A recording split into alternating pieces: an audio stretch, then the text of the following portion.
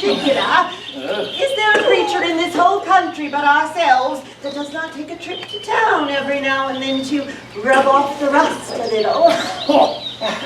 There's the two Miss Hoggs and our neighbour Mrs. Grigsby go to take a month's polishing every winter. And bring back vanity and affectation to last them the whole year. I wonder why London cannot keep its own fools at home. In my time, the follies of the town kept slowly among us. But now they travel faster than a stagecoach. Its follies come down not only as inside passengers, but in the very basket. Ah, your times were very fine times indeed. Oh. You've been telling us of them this many a long year. Here we live in a rumbling old mansion that looks for all the world like an inn, but that we never see company. Our best visitors are old Mrs. Oddfish, the curate's wife, and little Cripplegate, the lame dancing master. And all our entertainment, your old stories of Prince Eugene and the Duke of Marlborough. I hate such old-fashioned trumpery. And I love it! I love everything that's old. Old friends, old times, old manners, old books, old wine, and I believe, Dorothy, you'll own I've been pretty fond of an old wine. Oh, Lord, Mr. Hardcastle, you're forever at your door at these and your old wives. You may be a Darby, but I'll be no Joan, I warrant you. Oh? I'm not so old as you'll make me by one good year. Add 20 to 20 and make money of that. Let me see. 20 added to 20 makes just 50 and 70. Oh, it's a lie! I wasn't 20 when I was brought to bed at Tony that I had by my first husband, Mr. Lovekin. And he's not come to years of discretion yet. Nor ever will I dare answer for him. I have taught him finely. No matter. Tony Lumpkin has a good fortune. My son is not to live by his learning. I don't think a boy wants much learning to spend 1,500 a year. Learning quota. A mere composition of tricks and mischief. Humour, Mr. Hardcastle. Nothing but humour. We must allow the boy some humour. I'd sooner allow him a horse pond. If lighting the footmen's shoes, frightening the maids, and worrying the kittens be humour, he has it. 'Twas what yesterday? He fastened my wig to the back of my chair, and when I went to make a bow, I popped me bald head in Miss Fizzing's face. Am I to blame? The poor boy was always too sickly to do any good. A school would be his death. When he's a bit stronger, we'll see what a year or two's Latin may do for him. Latin? For him? A cat and a fiddle. No, no. The alehouse and the stable are the only schools he'll ever go to. Well, we must not snub the poor boy now, for I believe we shan't have him with us much longer. Oh? Anyone who looks at his face can see he's consumptive. Aye, if growing too fat be one of the symptoms. He coughs sometimes. Yes, when his liquor goes wrong. I'm actually afraid for his lungs. Aye, truly, so am I. For sometimes he whoops like a speaking trumpet. Oh, there he goes.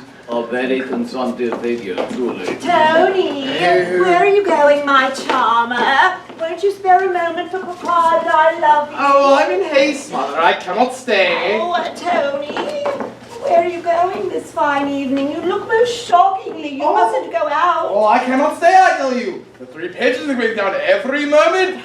There's some fun going forward. Aye, the alehouse. The old place, I thought so. A low, paltry set of fellows. Not so low neither. There's Dick Muggins, the exciseman. Jack Slane, the horse doctor. Ramadab, he grinds the music box. And Tom Twist, he spins the pewter platter. Pray, Tony, disappoint them for one night at least. Oh, as for disappointing them, I shouldn't mind so much. But I can't abide to disappoint myself. You shan't go. I will, I tell you. I say you shan't. Well, let's see who's strongest, you or I. Tony!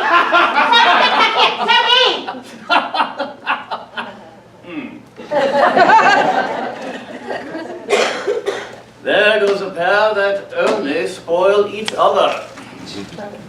But is not the whole world in a combination to drive sense and discretion out of doors? There's my pretty darling Kate. The fashions of the time have almost infected her too. By living a year or two in town, she's as fond of gauze and French frippery as the best of them. Ah. Blessings on my pretty innocence. Dressed out as usual, my Kate. Goodness, what a quantity of superfluous silk hast thou got about thee, girl. I could never teach the fools of this age. The indigent world could be clothed out of the trimmings of the vain. You know our agreement, sir. You allow me the morning to receive and pay visits and to dress in my own manner. And in the evening I put on my housewife's dress to please you. Well, I insist on the terms of our agreement.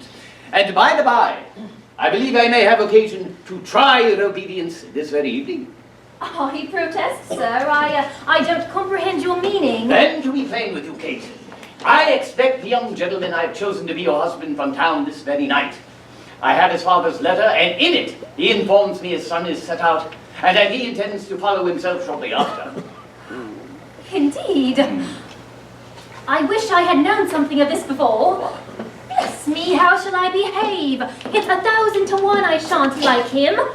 Our meeting will be so formal, and so like a thing of business, that I shall find no room for friendship or esteem. No, depend upon it, child, I would never control your choice.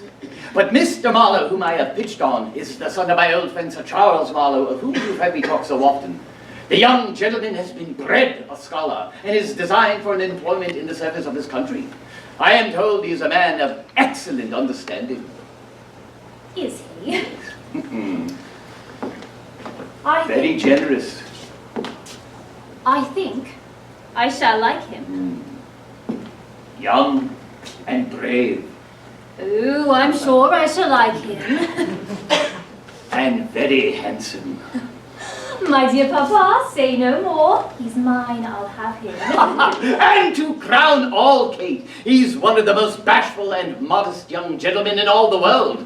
Oh, you have frozen me to death again.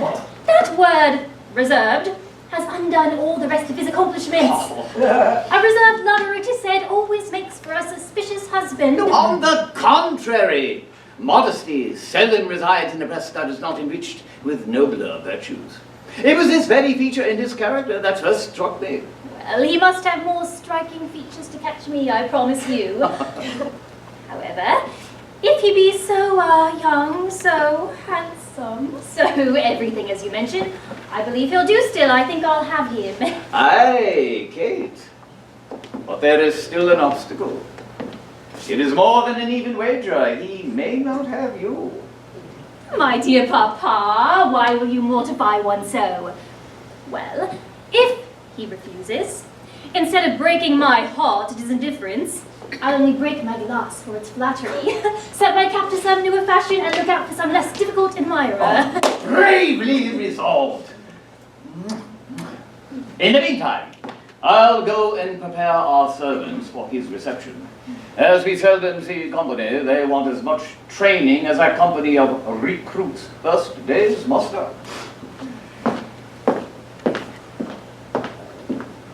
God, this news of my papa's has me all in a flutter. Young, handsome, these he put last, but I put them foremost. Sensible, good-natured, I like all that. Oh, but then reserved and sheepish, that's much against him.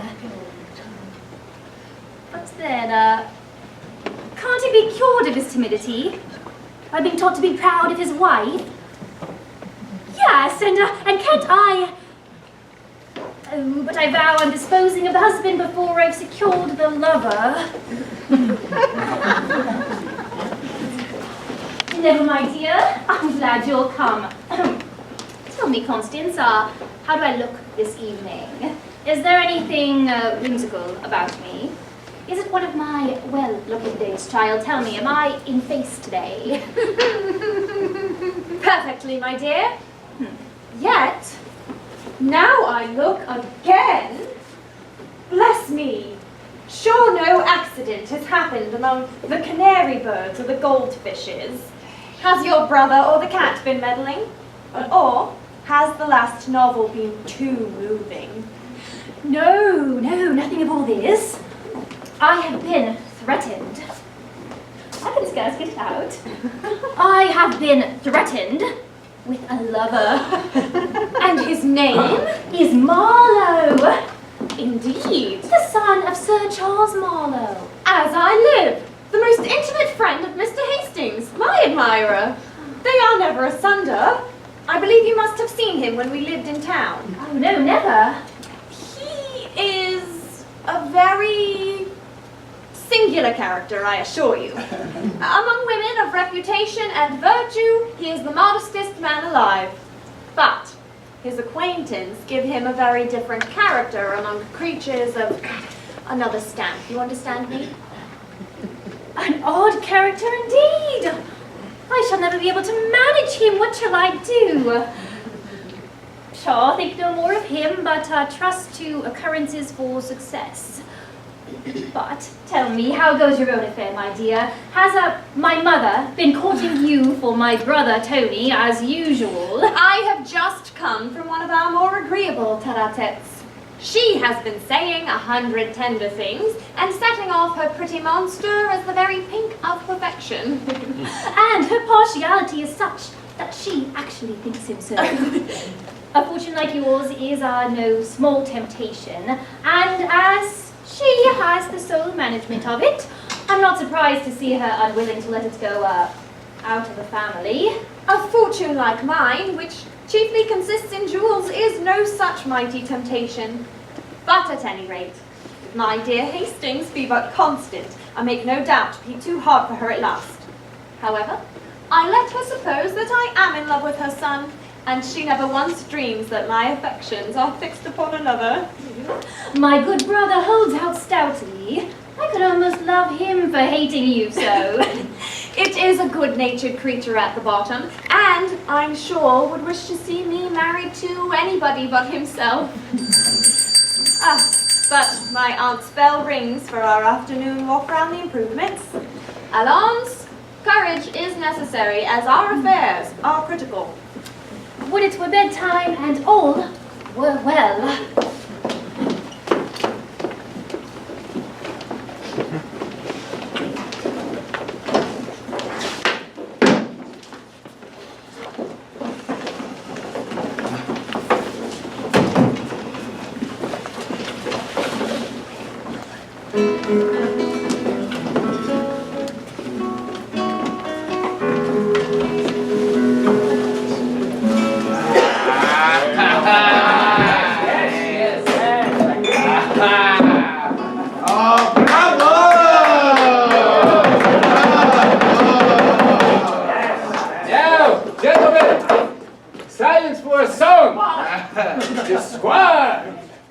Himself down for a song. Yes, sing a song for us. All right. Then I'll sing you a song I made upon this old alehouse, The Three Pigeons. Aye. Maestro, if you please.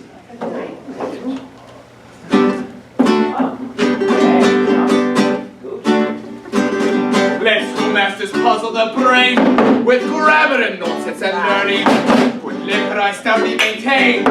Give Janice a proper discerning. Let the bragger go hard in his cause. The least, the sticks and the stitches. Their cues, their quads and their quads.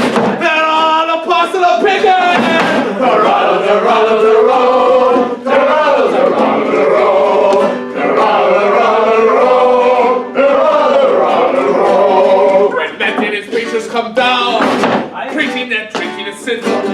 Always in the rascal the crowd. They're always means best with a skinful. But when you come down with your pens for a slice of the scurvy religion, I look to a man of good sense. But you, my good friend, are a pigeon!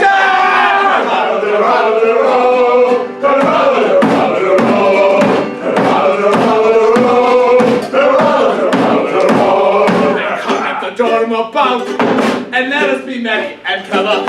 Our hearts and our liquors are stout. Here's the three jolly pigeons forever! Let's cry, oh woodcock O'Hare. You're busting your ducks and your widgeons, but of all the gay birds in the air, here's health to the three jolly pigeons! Come on!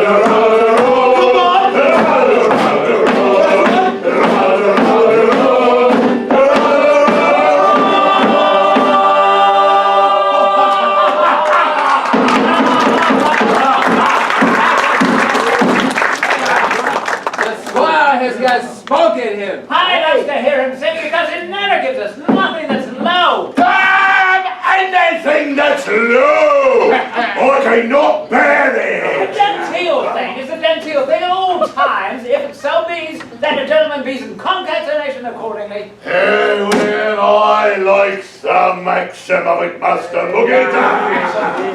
Though, I be obligated to John's up there, and a man he be a gentleman for all that. Ladies, be me boys! It's me man of my dances to the genteel attitudes. What upon it? Or the minuet early on. Tis a pity the young squire has not come of age. It would be well for all the publicans within 10 miles round. And so it would, Master Sling. I'd then show them what it was to keep choice of company. I takes after his own father in that respect. Old Squire Lupton was the finest gentleman I ever laid eyes on. For winning the straight horn, or beating the thicket for a hare or a wench, he had no fellow. It's said around here that he had the finest horses, dogs, and girls in all the country. And Econ, when I'm of age, I'll be no bastard, I promise you. Yes. I've been thinking of that bouncer and the letters grave them to begin with. But come, me boys, drink about, be merry, for you pay no reckoning. Well, Stinger, what's the matter? Well, there be two gentlemen in a post-chaise at the door. They lost their way upon the forest. They're talking something about Mr. Ardcastle. Oh, as sure as can be. One of the two gentlemen must be coming down to court my sister. Do they seem to be Londoners? I believe they may be. They look woundily like Frenchmen. Well, desire them to come this way. I'll set them about in a twinkling. Well, gentlemen, as they may be good enough company for you, step out for a bit, and I'll be with you within a squeezing of 11.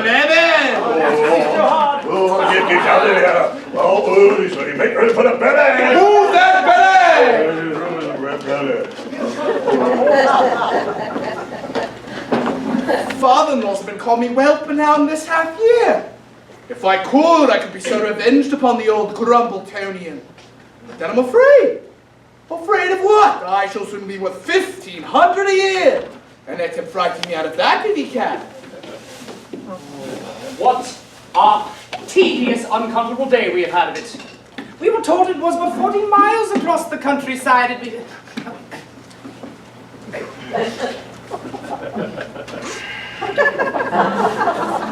We were told it was but 40 miles across the countryside, and we've come above that 300. And all Marlowe, for that unaccountable reserve of yours, I'll try to allow you to inquire more frequently along the way. I own Hastings. I'm unwilling to lay myself under obligation to everyone I meet, and often run the risk of serving an unmannerly answer. At present, however, we are unlikely to receive any answer. No offense, gentlemen, but I've been told you've been inquiring for one Mr. Hardcastle's in these parts. Do you know what part of the country you're in?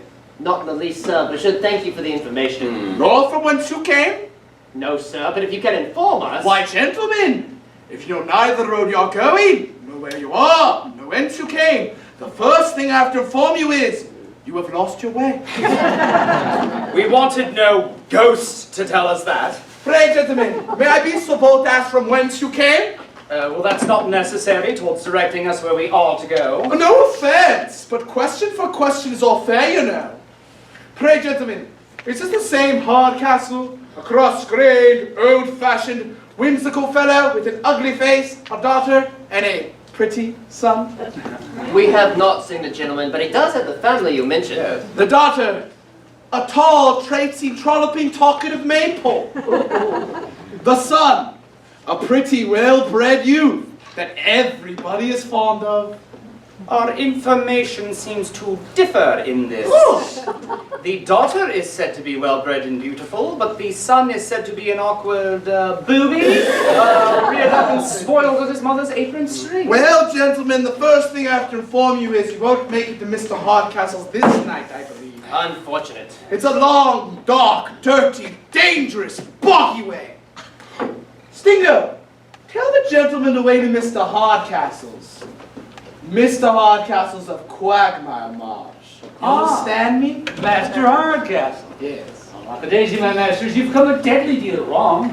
When you come to the bottom of the hill, you should have crossed down Squash Lane. Oh, cross down Squash Lane. You keep straight forward until you come to 4 roads. Oh, wait, come to where 4 roads meet? Aye! But you must only take one of them. Oh, sir, you are facetious. And then you are to turn to the right and go sideways until you come upon Crackskull Common.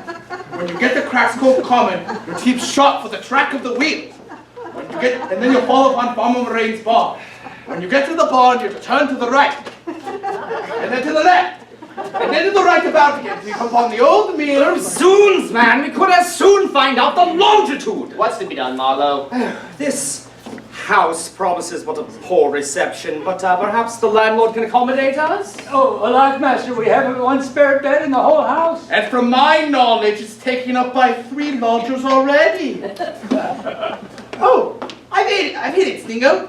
Why don't we think the landlady could accommodate these gentlemen by the fireside with 3 chairs and a bolster? I hate sleeping by the fireside. And I detest 3 chairs and a bolster. You do you? Oh. What if we go up a mile further to the old Buck's Head? Yes, the old Buck's Head on the hill. One of the finest inns in the whole county. Ah, so we have escaped adventure for the night, however. Sure, you be sending them to your father's as an inn, be you? Mum, you fool, you! Let them find that out. Well, gentlemen, you only have to go straight forward till you fall upon an old house. There'll be a pair of horns above the door. That's the sign. Drive up the yard and call stoutly about you. We are obliged to you, sir. Yes. The servants can't miss the way. No. But I warn you. The landlord is rich and is leaving off business soon, so he wants to be thought a gentleman, saving your presence. He'll give you his company, and ecod if you mind him. He'll persuade you that his mother was an alderman and his aunt was a justice of the peace. A troublesome old blade, to be sure, but he keeps as good wines and beds as any in the whole country. Well, if he promises to supply us with these, we shall have no further want for a connection. We were to turn right, did you say? No, straight forward. I'm going to show you a piece of the egg. Come, gentlemen. Mum, you fool, you. Ah, bless your heart for a sweet and pleasant... Damned mischievous son of a whore.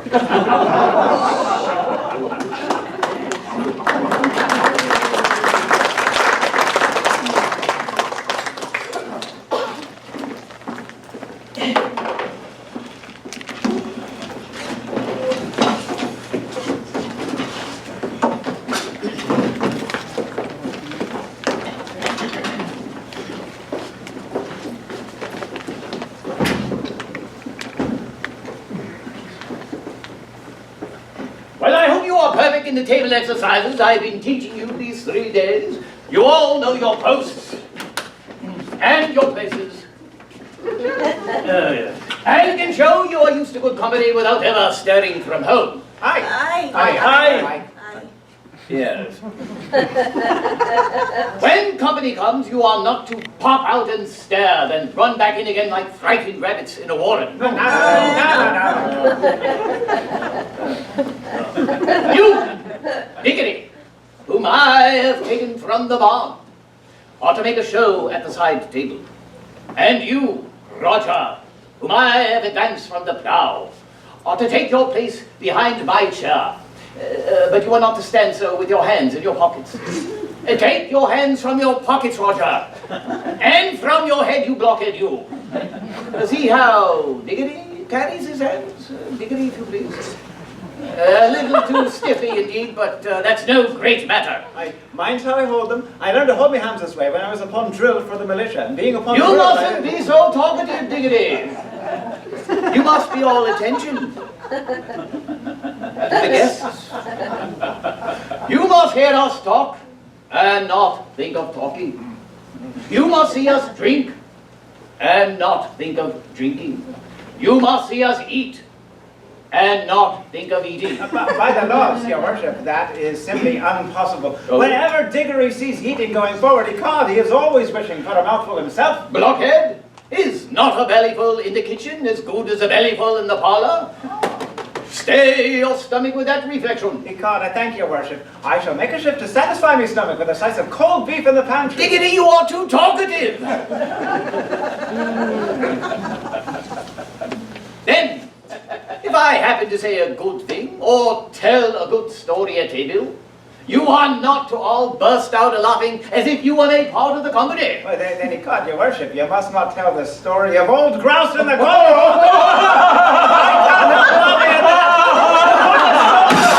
We have been laughing at that for 20 years.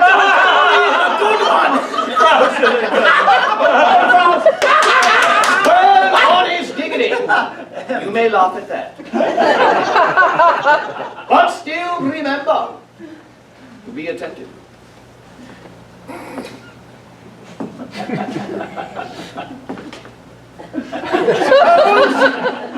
One in the company should call for a glass of wine. How will you behave? A glass of wine, sir, if you please. Why don't you move? By the laws, your worship, I never have the courage until I see the eatables and drinkables brought forth, but then I am as bold as a lion.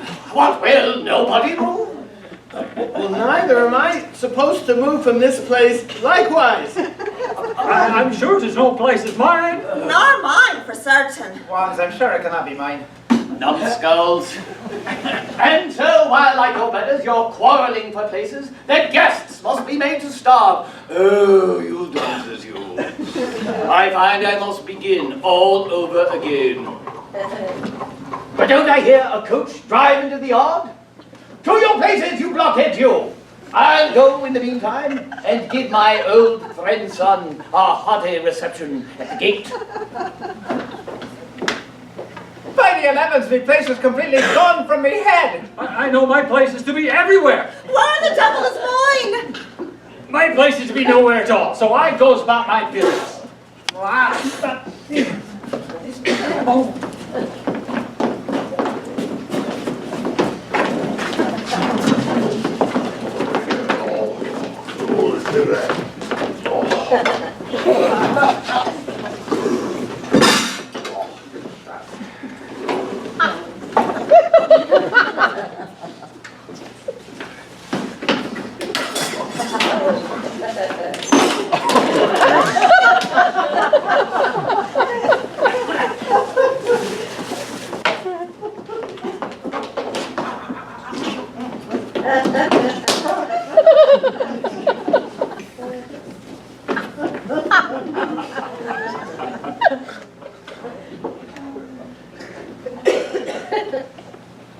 Welcome, gentlemen. Very welcome. This way. Well, after the disappointments of the day, welcome once more, Charles, to the comforts of a clean room. And a good fire. Upon my word, a very good-looking house. Antique, but creditable. The usual fate of a large mansion. Having first ruined the master with good housekeeping, it at last comes to levy its contributions as an inn. Well, as you say, we passengers are to be taxed to pay all these fineries. I have often seen a good sideboard or a marble chimney-piece, though not actually put in the bill of fare, inflame a reckoning confoundedly. Travelers, George, must pay in all places. The only difference is, in good inns you pay dearly for luxuries, and in bad inns you are fleeced, starved. You have lived very much among them. In truth, I have often wondered how a man who has seen so much of the world, with your natural good sense and your so many opportunities, could never yet acquire a requisite share of assurance. An Englishman's malady. Oh, but do tell me, George, where could I have learned this assurance you speak of? Yes, my life has been chiefly spent at a college or an inn in seclusion from that lovely part of creation that chiefly teaches men confidence. I don't suppose I was ever familiarly acquainted with a singularly modest woman, except for my mother. But among women of another class, George, oh, you know. Aye, among them you are impudent enough for all conscience. What they are of us, you know. But among women of reputation, I've never seen such an idiot. Such a trembler. You look for all the world as if you had an opportunity of stealing out of the room. Why, man? That's because I do want to steal out of the room. In faith, I have often formed a resolution to break the ice and rattle away at any rate. No, but George, I don't know how. One look from a pair of fine eyes has completely overset my resolution. An impudent man may counterfeit modesty, but I'll be hanged if a modest man may have a counterfeit impudence. If you could say half the fine things I've heard you lavish upon the barmaid of an inn, or even a college bedmaker. Why, man, I can't say nice things to them.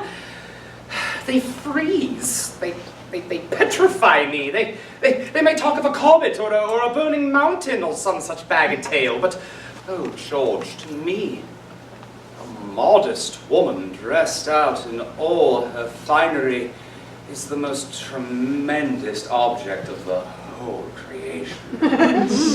At this rate, man, how do you ever expect to get married? Never. Unless, as it were, among kings and princes, my bride were to be courted by proxy. If indeed, like an Eastern bridegroom, one were to be introduced to a bride he never saw before, it may be endured. But to go through all the episodes of a formal courtship, accompanied with aunts, grandmothers, and cousins, and to be blurted out with the broad staring question of, "Madam, will you marry me?" No. That's too much above me, I assure you. I do pity you. But how do you intend on behaving to the lady you have come down to visit at the request of your father? As I behave with all women. I will bow very low to her. I will answer yes or no to all of her demands. But as for the rest, I don't think I shall venture to look into her face until I see my father's again. I am surprised that one who is so warm a friend can be so cruel a lover. To be explicit, my dear Hastings, my chief inducement down was to be instrumental in forwarding your happiness, not my own. Look, Miss Neville loves you. The rest of the family doesn't know you, but as my friend, you are sure of a reception, and we will let honor do the rest. My dear Charles! But I'll suppress the emotion. Were I a wretch meanly seeking to carry off a fortune, you should be the last man on earth I would apply to for assistance. But Miss Neville's person is all I ask, and that is mine, both from her deceased father's consent and her own inclination. Happy man! You have arts and talents to captivate any woman. I, however, am doomed to adore the sex, and have yet to converse with the only part of it that I despise. Oh, George, this stammering in my address, this awkward prepossessing visage of mine can never permit me to soar above that of a milliner's apprentice, or one of the Duchess of Drury Lane. Oh, pshaw, this fellow here to interrupt. Gentlemen, once more you are heartily welcome. Which is Mr. Marlowe? Sir.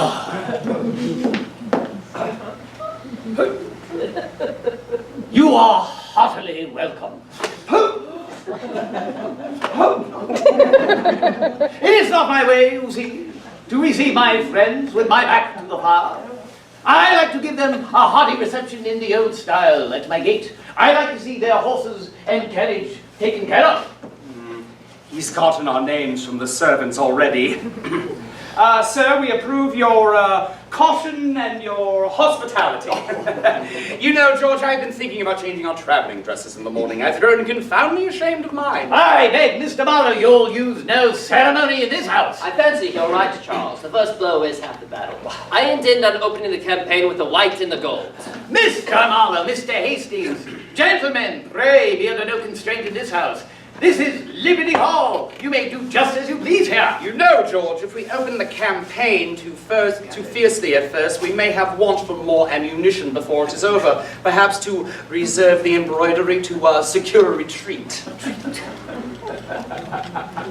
Your talk of retreat, Mr. Marlowe, puts me in mind of the Duke of Marlborough when we went to besiege Delane. He first summoned the garrison. Don't you think the Vendior waistcoat will do well with the plain brown? He first summoned the garrison, which might consist of about 5,000 men. I think not. Brown and yellow mix but very poorly. I say, gentlemen, as I was telling you, he summoned the garrison, which might consist of about 5,000 men. You know, George, the girls like finery. Which might consist of about 5,000 men, well appointed with arms, ammunition, and other implements of war. Now, says the Duke of Marlborough to George Brooks that stood next to him. Oh, you must have heard of George Brooks. I, upon my dukedom, says he, but I'll take that garrison without spilling a drop of blood. So, What? My good fellow, if you could get us a glass of punch in the meantime, that would help us carry out the siege with more vigor. punch, sir? This is the most unaccountable kind of modesty I've ever met with. Yes, sir, a glass of warm punch after our journey would be comfortable. This is Liberty Hall, you know. Your glass up? So this fellow in his Liberty Hall will only let us have what he pleases. I hope you find it to your mind. I prepared it with my own hands, and I believe you'll own the ingredients are tolerable. Will you be so good as to pledge me, sir? Here, Mr. Marlowe, here is to our better acquaintance.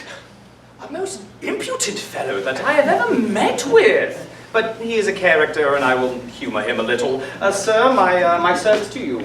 I see this fellow wants to give us his company, and forgets that he's an innkeeper before he's learned to be a gentleman. I say by the excellence of your cup, my good fellow, it appears you do very good business in this part of the country. Warm work now and again at elections, I suppose. No, sir, I've long given that work over. Since our betters have hit upon the expedient of electing each other, there's no business for us that sell ale. So you have no time for politics, I find. Not in the least. There was a time, indeed, I fretted myself about the mistakes of government like other people.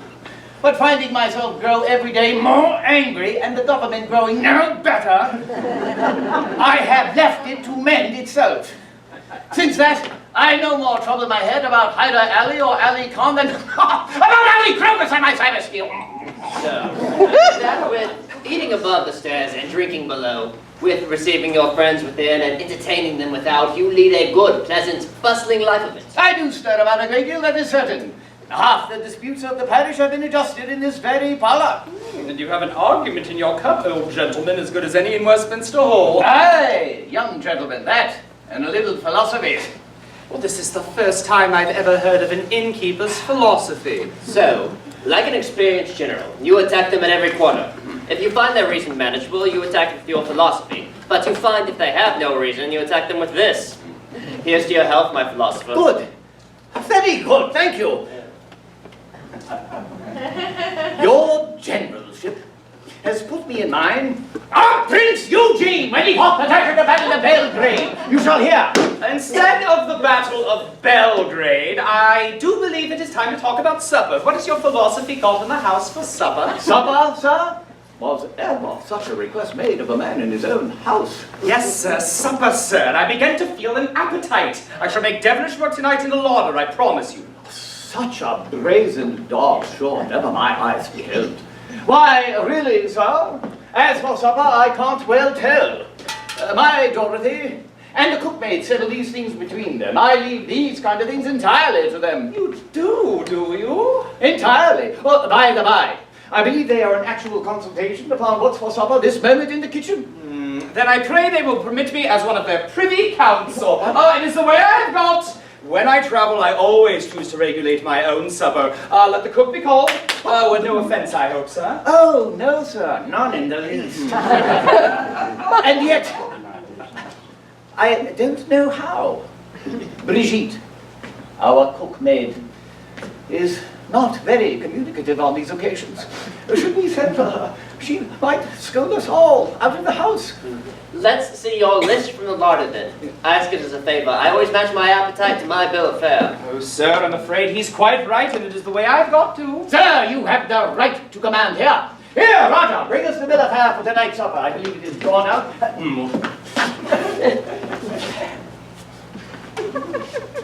Well done, Roger. Thank you, ma'am.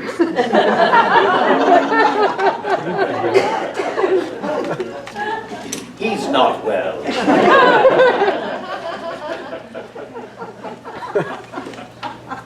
Your generalship has put me in mind of my uncle, Colonel Wallop. It was a saying of his that no man was sure of his supper till he'd eaten it. All upon the high road. His uncle, a colonel. We shall soon hear of his mother being a justice of the peace. But let's hear the bill of fare. What's this? For the first course, for the second course, for the dessert. Good Lord, man! Do you think we brought down the entire Joiners Company or the entire Corporation of Bedford to eat up such a supper? 2 or 3 things, clean and comfortable, will do. But let's hear it, Charles. Yes. For the first course, at the top, a pig and prune sauce. Ah, damn your pig, I say. Damn your prune sauce, I say. And yet, gentlemen, to men who are hungry, a pig with a prune sauce is very good eating. For the second course, at the bottom, a calf's tongue and brains. Ah, let your brains be knocked out, my good sir. I don't like this. Yeah, so let them be clapped out on a plate by themselves. I do. Their impudence confounds me. Gentlemen, you are my guests. Make what alterations you please. Is there anything else you wish to retrench or alter, gentlemen? Item. A pork pie, a boiled rabbit and sausages, a Florentine, a shaky pudding, and a dish of taffety cream. What? Confound your maid dishes. I shall be as much at a loss in this place as I am at a green and yellow dinner at the French ambassador's table. I'm for plain eating.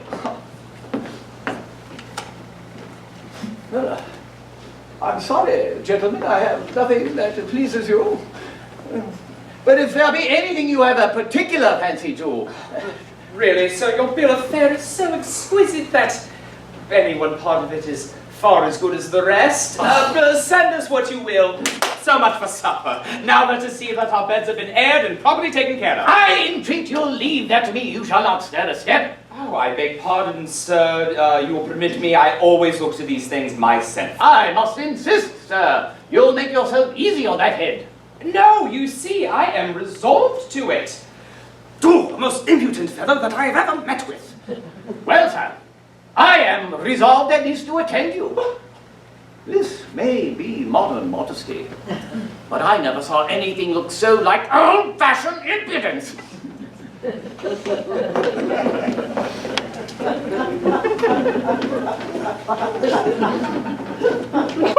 So, I find that this fellow's civility is beginning to grow quite troublesome. But who can be angered at the assiduities which are meant to please him?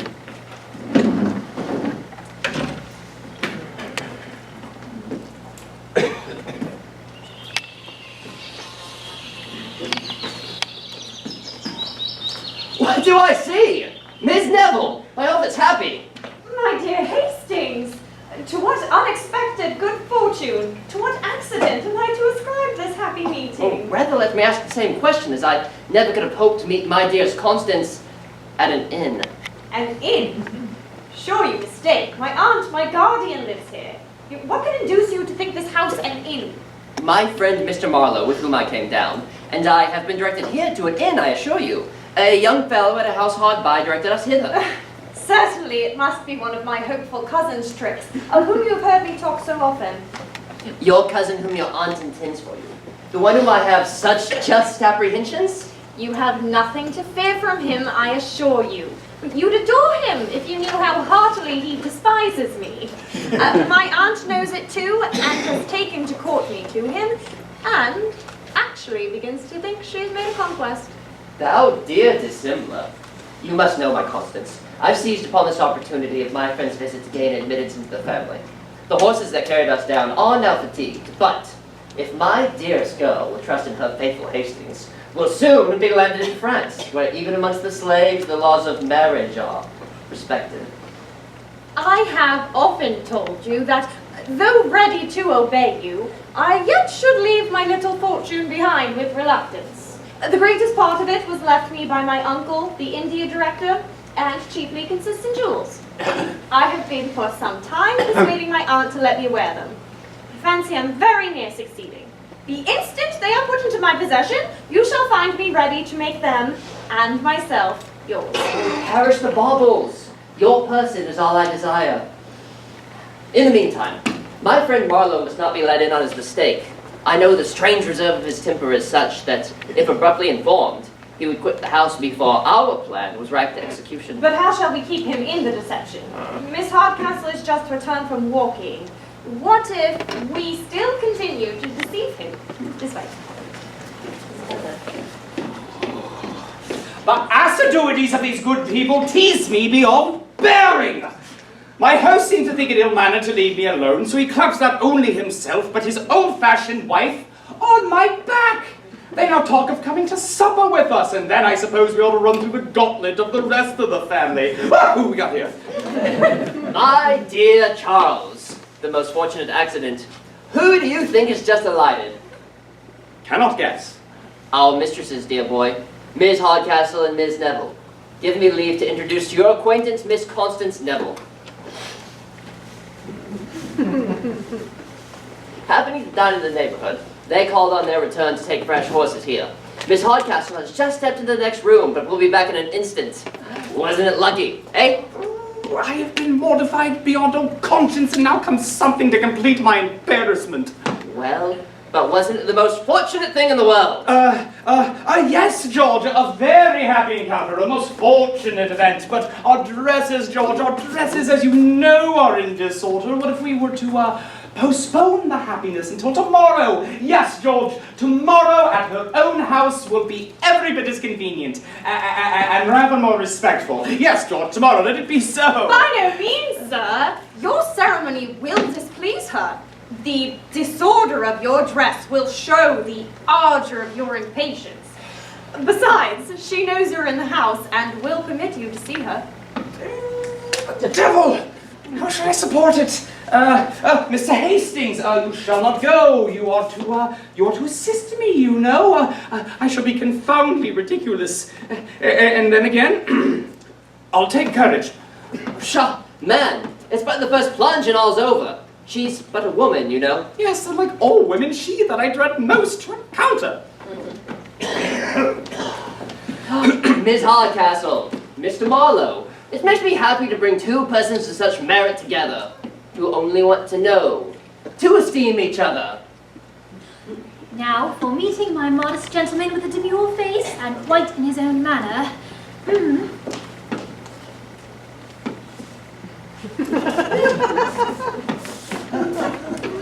I'm glad of your safe arrival, sir. I'm told you had some accidents, by the way. We had a few, madam. Yes, we had some. Yes, we had many good accidents, or rather, sad or glad of any accidents that are so agreeably concluded. Never spoke so well in your whole life. Keep it up and I'll ensure you the victory.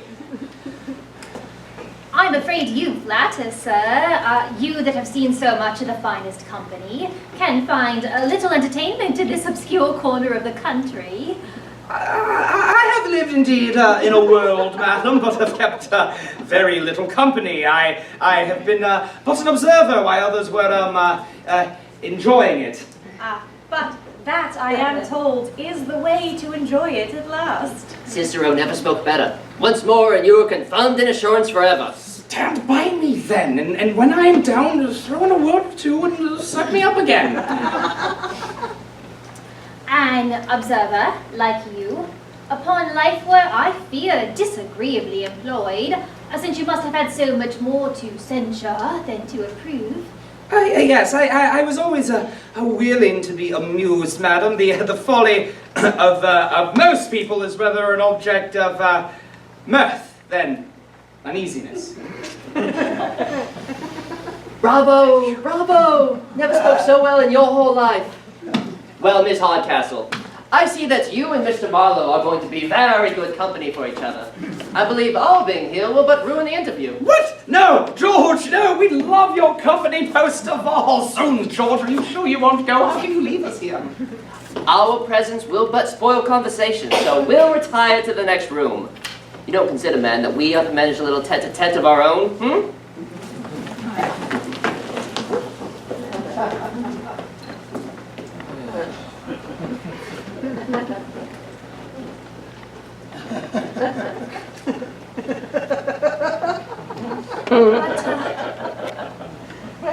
You have not been wholly an observer, I presume, sir.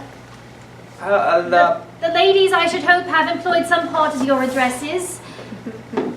Perhaps so, madam. I have studied, madam, yet only to deserve them.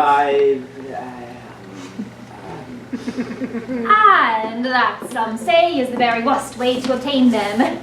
Perhaps so, madam, but I only love to converse with the more grave and sensible parts of the sex. But I am sure I grow tiresome, madam.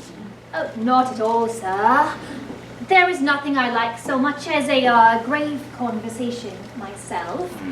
I could hear it forever. Indeed, I have often been surprised how a man of sentiment could ever admire those light, airy pleasures where nothing ever reaches the heart. It's a disease of the mind, madam. In a variety of tastes, there are those who, wanting a relish, do not, I understand you, sir. There must be some who, wanting a relish for refined pleasures, pretend to despise what they are incapable of tasting. Yes. My meaning exactly, madam, though infinitely better expressed. And I couldn't help observing, madam. Who could ever suppose this fellow impudent on some occasions? You were going to observe, sir. Oh, I was observing, madam, that, pardon me, madam, I forgot what it was I was going to observe. I vow, and so do I. You were observing that in this age of hypocrisy, is something about hypocrisy, sir. Yes, madam, I was saying that in this age of hypocrisy, madam, there are those who, under a strict inquiry, madam, do... I understand you perfectly, sir. God, that's more than I do myself. You mean that in this hypocritical age, there are few who do not condemn in public what they practice in private, and think that they pay every debt to virtue when they praise it. True, madam, there are those who have most virtue in their mouth and have it least in their bosom, but I am sure I grow tiresome. Not all, sir. There is something so agreeable and spirited in your manner, such life and force. Pray, sir, go on. Yes, madam. I was saying, madam, that there are times, madam, when a total want of courage, madam, completely destroys, puts us on...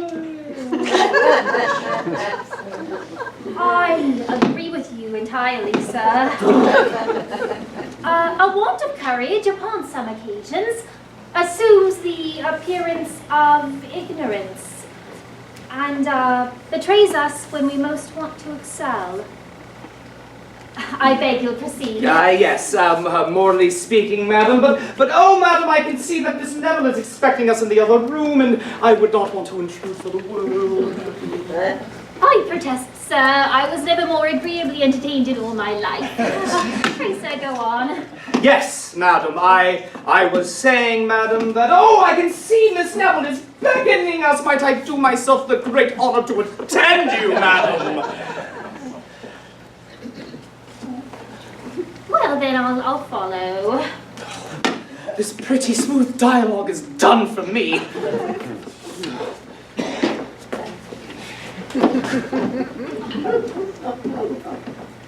Was there ever such a sober, sentimental interview?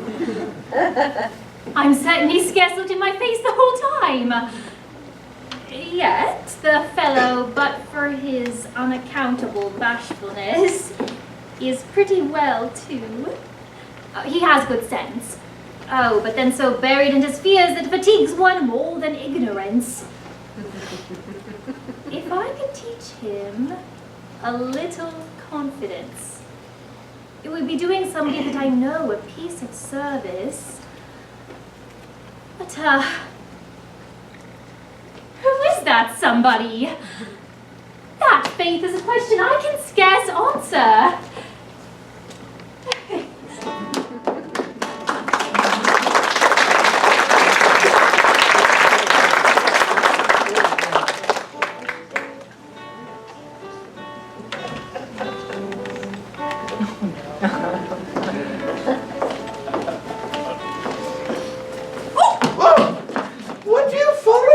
Cousin Con? Do you not find it wrong to be so engaging? I hope, cousin, one may speak to one's own relations and not be to blame. Well, I know what sort of relation you want to make me, but it won't do, I tell you. It won't do. So keep your distance. I want no near relationship. Now, Mr. Hastings, you are very entertaining. No. There is nothing in the world I love to talk of so much as London and its fashions, though I was never there myself. Never there. You astound me. From your air and manner, I concluded you'd been bred all your life at Ranelagh, St. James, or Tower Wharf. Oh, you're only too pleased to say so. We country persons can have no manner at all. I'm in love with the town, and that only serves to raise me above our neighbouring rustics. But who can have a manor who has never seen the Pantheon, or the Grotto Gardens, or the Burrows, or other such places where nobility chiefly resort? No, I must enjoy London second-hand. I take care to know every tete-a-tete in the scandalous magazines, and I have all the fashions as they come out in a letter from the two Miss Ricketts of Crooked Lane. Pray, Mr. Hastings, how do you like this head? Extremely elegant and dégagé, upon my word, madam. Your friseur is a Frenchman, I presume. Oh, I protest! I dressed it myself from a print in the ladies' memorandum book of last year. Indeed. Such a head in a side box at a playhouse would draw as many gazes as my lady mayoress at a city ball. Indeed. Since the inoculation began, there is no such thing as a plain woman. So one must dress a little particular, or one may escape in the crowd. That can never be your case, madam, in any dress. Well, what signifies my dressing when I have such a piece of antiquity by my side as Mr. Hardcastle? All my arguing will never talk down a single button from his clothes. I've often wanted him to throw off his great wig, and when he was bald to plaster it over, like my Lord Pately with powder. Indeed, from among the women there are none ugly, from among the gentlemen there are none old. What do you suppose his response was? Why, he said, with his usual Gothic vivacity, that I only wanted him to throw off his wig to convert it to a tet of my own wearing. Intolerable! At your age you may wear what you please, and it must become you. Pray, Mr. Hastings, what do you believe to be the fashionable age about town? Some time ago, 40 was of the mode, but I'm told the women intend to bring up 50 for the ensuing winter. Seriously, I shall be too young for the fashion. No lady now begins to put on jewels till she's past 40. Take Miss there, for instance. In polite circles would be considered a child, as a mere maker of samplers. Indeed, Mrs. Niece is such a one, and is in love with jewels as the oldest of us all. Your niece, is she? And the young gentleman with her, a brother of yours, I should presume? My son, sir. They are contracted to one another. Observe their little sports. They fall in and out 10 times a day as though they were man and wife already. Oh, come, Tony. What soft things are you saying to your cousin Con this evening? I've been saying no soft things, but it's hard to be followed about so. Ecod, I've no place in this house left to myself but the stable. Never mind him, Con. He's a different story behind your back. There's something generous in my cousin's manner. He falls out before all faces to be forgiven in private. That's a fine confounded crap. He's a sly one. Don't you think they are alike each other about the mouth? The blank and soft mouth you and me. They're of the size, too. Back to back, my pretties, that Mr. Hastings may see you. Better not make me, I tell you. Tony.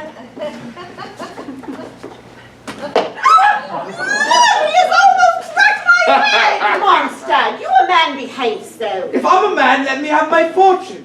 I'll not be made a fool of no longer.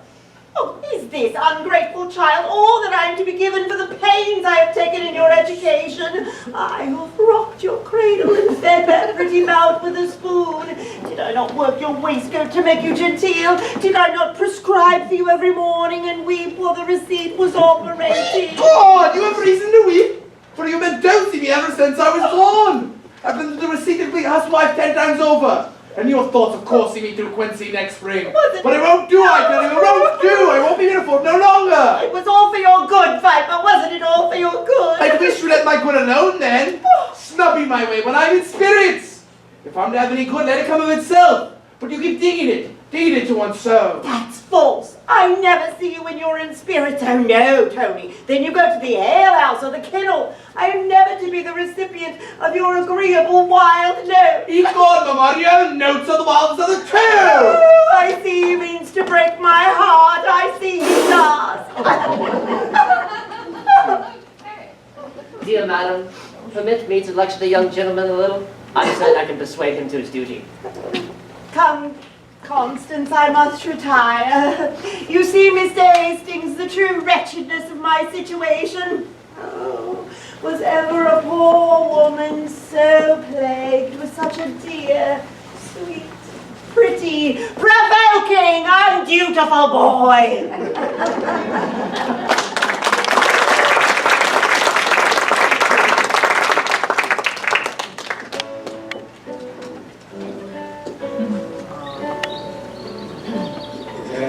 Was a young man riding by in vain, left his name. Ring-do-dee-do-dee-dee, ring-do-dee-dee-do-dee-dee, ring-do-dee-do-dee-dee. Ha-ha-ha-ha-ha.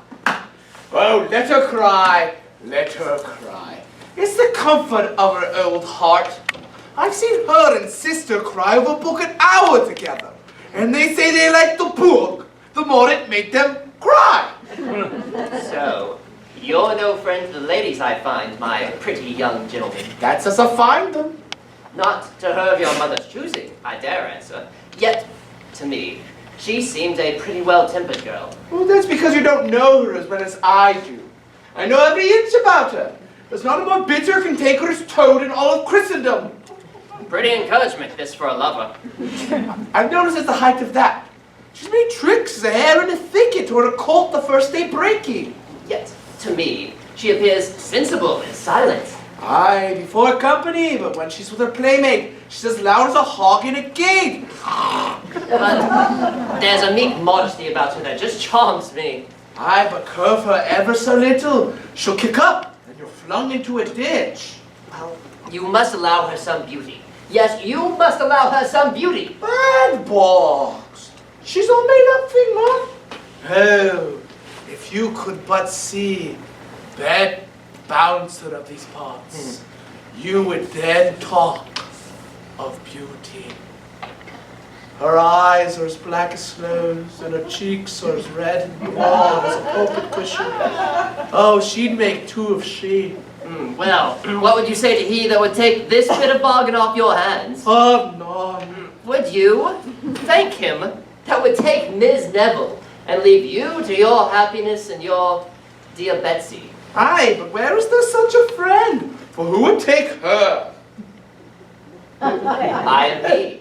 If you but assist me, I'll engage to whip her off to France, and you'll never hear from Miss Neville again. Assist you? Oh, equal I will, to the last drop of my blood. I'll clap you up at a horse to the chains, that shall trundle you off in a twinkling. And may I get you a piece of her fortune, in jewels that you little dream of.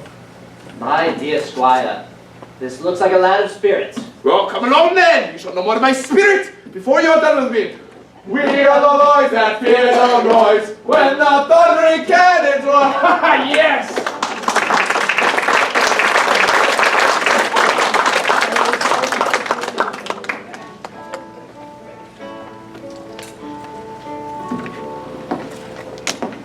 What could my old friend Sir Charles mean by recommending his son as the modestest young man in town? To me, he appears to be the most impudent piece of brass I'd ever smelt with a tongue. He's taken possession of the easy chair by the fire already. He took off his boots in the parlor and desired me to see them taken care of. I am desirous to know how his impudence will affect my daughter. She will certainly be shocked at it. Well, my Kate, I see you have changed your dress as I bade you, and yet I believe there is no great occasion.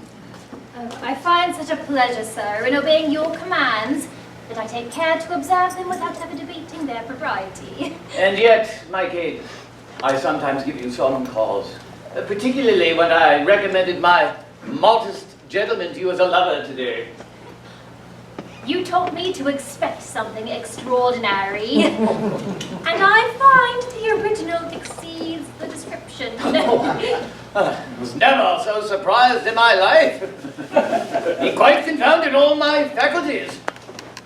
I never saw anything like it, and a man of the world, too. Aye, he learned it all abroad. What a fool I was, to think a young man could learn modesty by travelling. Might as soon learn wit at a masquerade. It seems all natural to him. Aye, a good deal assisted by bad company. And a French dancing master.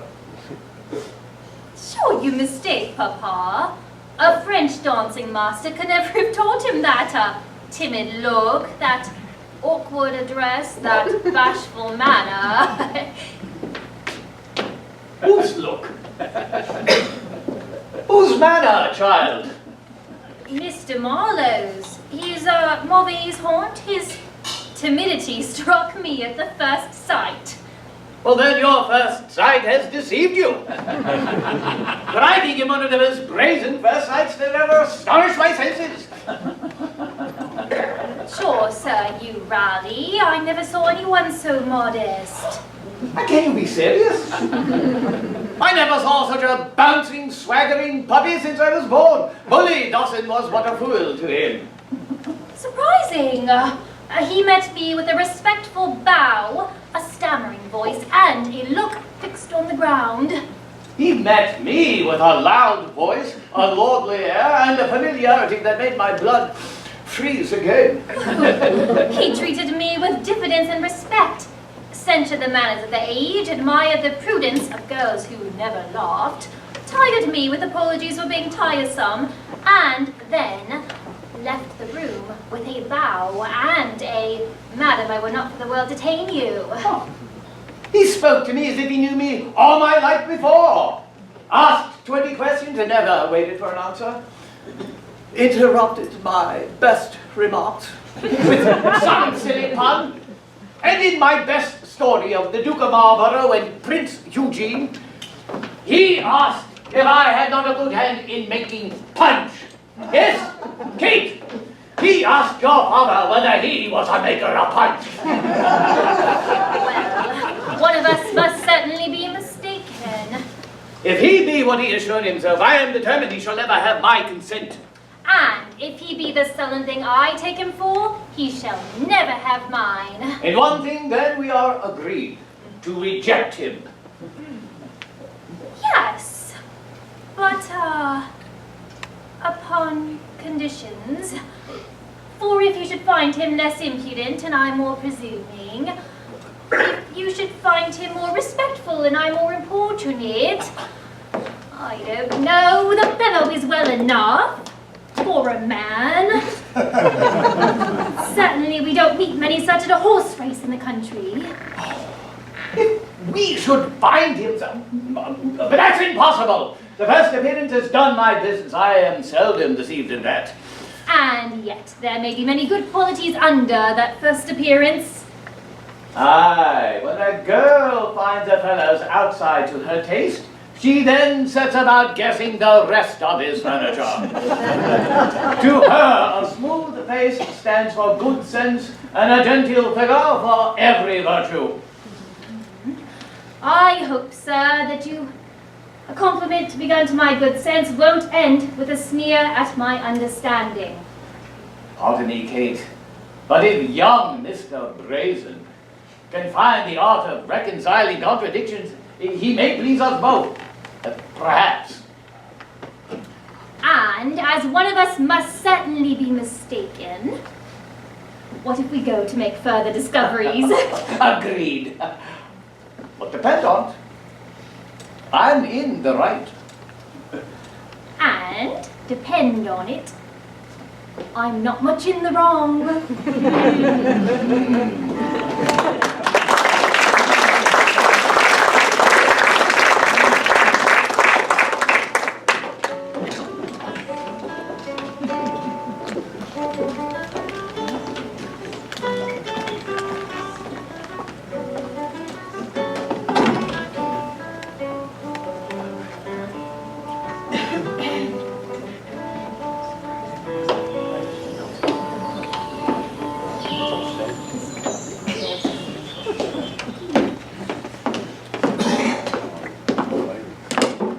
God, I've got them. Here they are. My cousin calls necklaces, bobs and all. My mother shan't cheat the poor fools out of the fortune neither. Oh, my genius, is that you? My dear friend, how have you managed with your mother? I hope you have amused her with pretending love for your cousin, that you are willing to be reconciled at last. The horses will be ready shortly, and then Miss Neville and I will be ready to set off. Well, here's something to bear your charges along the way. Your sweetheart's jewels. Keep them and hang those that would rob you of one of them. But how did you procure them? Ask me no questions, I'll tell you no fibs. I procured them by the rule of thumb. If I had not a key to every drawer of my mother's bureau, how could I go to the alehouse as often as I do? An honest man may steal his own at any time. Thousands do it every day. But to be plain with you, Miss Neville is endeavoring to procure these from her aunt this very instant. Should she succeed, it will be the most delicate way, at least, of obtaining them. Well, keep them to know how it will be. I know how it will be well enough. She'll soon part with the only sound tooth in her head. But I dread the effect of her resentment when she finds she's lost them. Don't you worry about her resentment. I don't value her resentment well the bounce of a cracker. No. Oh, here she comes. Maurice, prance!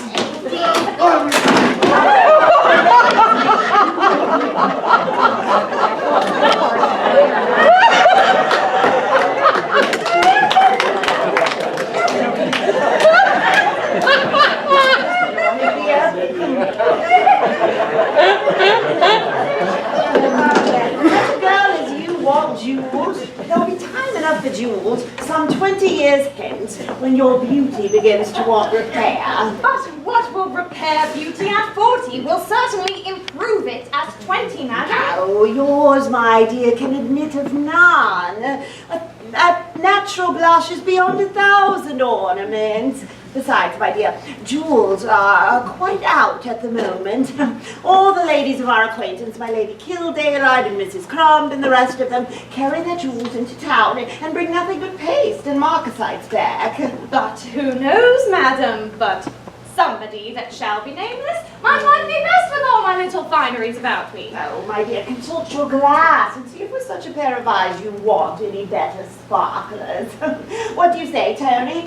Does your cousin Pond want any jewels to better set off her beauty? That's as thereafter may be. Oh, my dear aunt, if you knew how it would oblige A me. parcel of old-fashioned rose and table-cut things. They would make you look like the court of King Solomon at a puppet show. Besides, my dear, I can't readily come at them. They're missing, for aught I know. Why don't you tell her so at once? She's so longing for them. Tell her they're missing and not to be found. That should quiet her. Tell her they're missing and call me to bear witness. You know, my dear, I'm only saving them for you. So if I say they're missing, you'll bear me witness? Never fear me, Econ. I'll say I saw them taken out with my own eyes. I desire them, but for a day, madam, just to be permitted to show them off as relics, and then they may be locked up again. Well, indeed, Constance, to be plain, you should have them. If I knew where to find them. They're lost. Gone, for aught I know, but we must be patient wherever they are. I'll not believe it! This is but a shallow pretense to deny me. Don't be alarmed, Constance. If they're gone, I must restore an equivalent. But my son knows they're missing and not to be found. That I can bear witness to. They are missing and not to be found. I'll swear my oath on it. You must learn resignation, my dear. For though we lose our fortune, we must not lose our patience. See me, how calm I am. Oh. Aye. People are generally calm at the misfortune of others. Oh, I marvel a girl of your good sense should waste a thought on such trumpery. We shall soon find them. And in the meantime, you shall have use of my garnets until your jewels be found. I detest garnets. Nonsense! The most becoming thing to set off a clear complexion. You've often seen how well they look upon me. You shall have them. I dislike them of all things. You shan't stir. Was there ever anything so provoking to mislay my own jewels and force me to wear her trumpery? Don't be a fool! If you can't see the garnet, take what you can get. The jewels are yours already. I still don't know if you'll hear it. She does not know. Fly to your spark. He'll tell you more of the man. Leave me to manage her. My dear cousin. Vanish! Ooh, here she comes. Zooms, how she pitches and spins around like a capturing wheel. Confusion, thieves, robbers! We are robbed, cheated, plundered, broke open, undone! Oh! What's the matter? What's the matter, Mama? Nothing has happened to the good family. Oh, Tony, we are robbed! My bureau has been broken open, the jewels taken out, and I am undone! Oh! Is that all? By the laws, I never saw it acted better in my life. Ecod, I thought you were ruined in earnest. Oh, dear Tony, I am ruined in earnest. My bureau has been broken open, and the jewels taken away. Oh, stick to that. Stick to that. I'll bear witness, you know. Call me to bear witness. Oh, my dearest Tony, but hear me. The jewels are gone, and I am undone forever. Sure, I know they're gone, and I'm to say so. Oh, dearest Tony, by all that's precious, the jewels are gone, I say. By the laws, Mama, you make me laugh. I know who took them well enough. Is there such a blockhead born that won't hear me? Can you bear witness that you are no better than a fool? Oh, I tell you, I am not in jest at booby. That's right. That's right. You must be in bitter passion, so no one suspects either of us. Oh, was ever... I'll bear witness that the jewels are gone. Oh, was ever such a cross-grained brute? Can you, was ever a poor woman beseeched with thieves on one side and fools on the other? I can bear witness to that. Bear witness one more time, and I shall turn you out of the room presently. The jewels are gone, I say! Oh, I can bear witness to that. Oh, my poor niece, what is to become of her? Do you laugh as if you enjoyed my distress? Oh, I can bear witness to that. I'll teach you to vex your mother, I will. Oh, I can bear witness to that.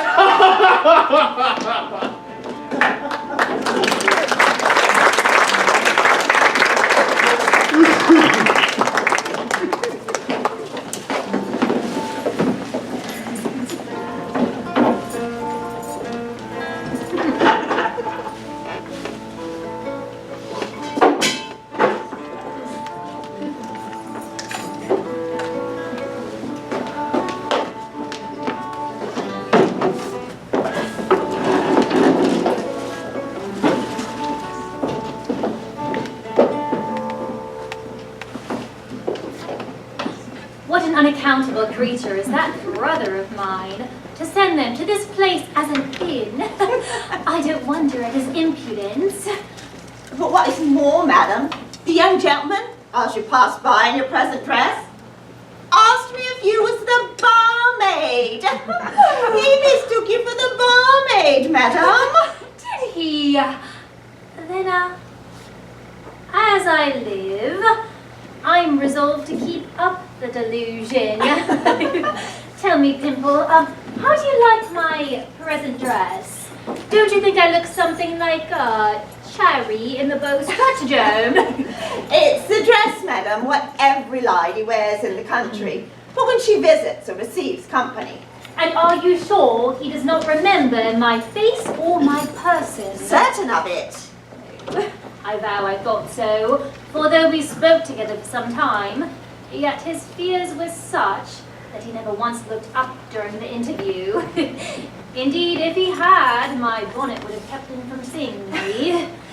But what do you hope from keeping him in his mistake? In the first place, I shall be seen, and that's no small advantage to a girl who brings her face to market. In the second place, I shall perhaps make an acquaintance, and that's no small victory gained over one who never addresses any but the wildest of her sex. But my chief aim is to take my gentleman off his guard, and like an invisible champion of romance, to examine the giant's force before I offer to combat. But are you sure you can act your part and disguise your voice so he mistakes that as he's mistaking your person? Never fear me. I think I've got the true bar, can't. Did your honour call? I take the lion da, pipes and tobacco for the angel. The lamb has been outrageous this whole hour. It'll do, madam.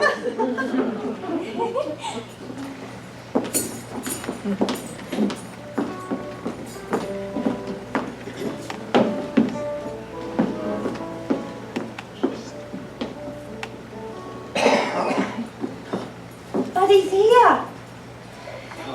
What bowling in every part of the house. I have scarce a moment's repose. If I go into the best room, there will I find my host with his story.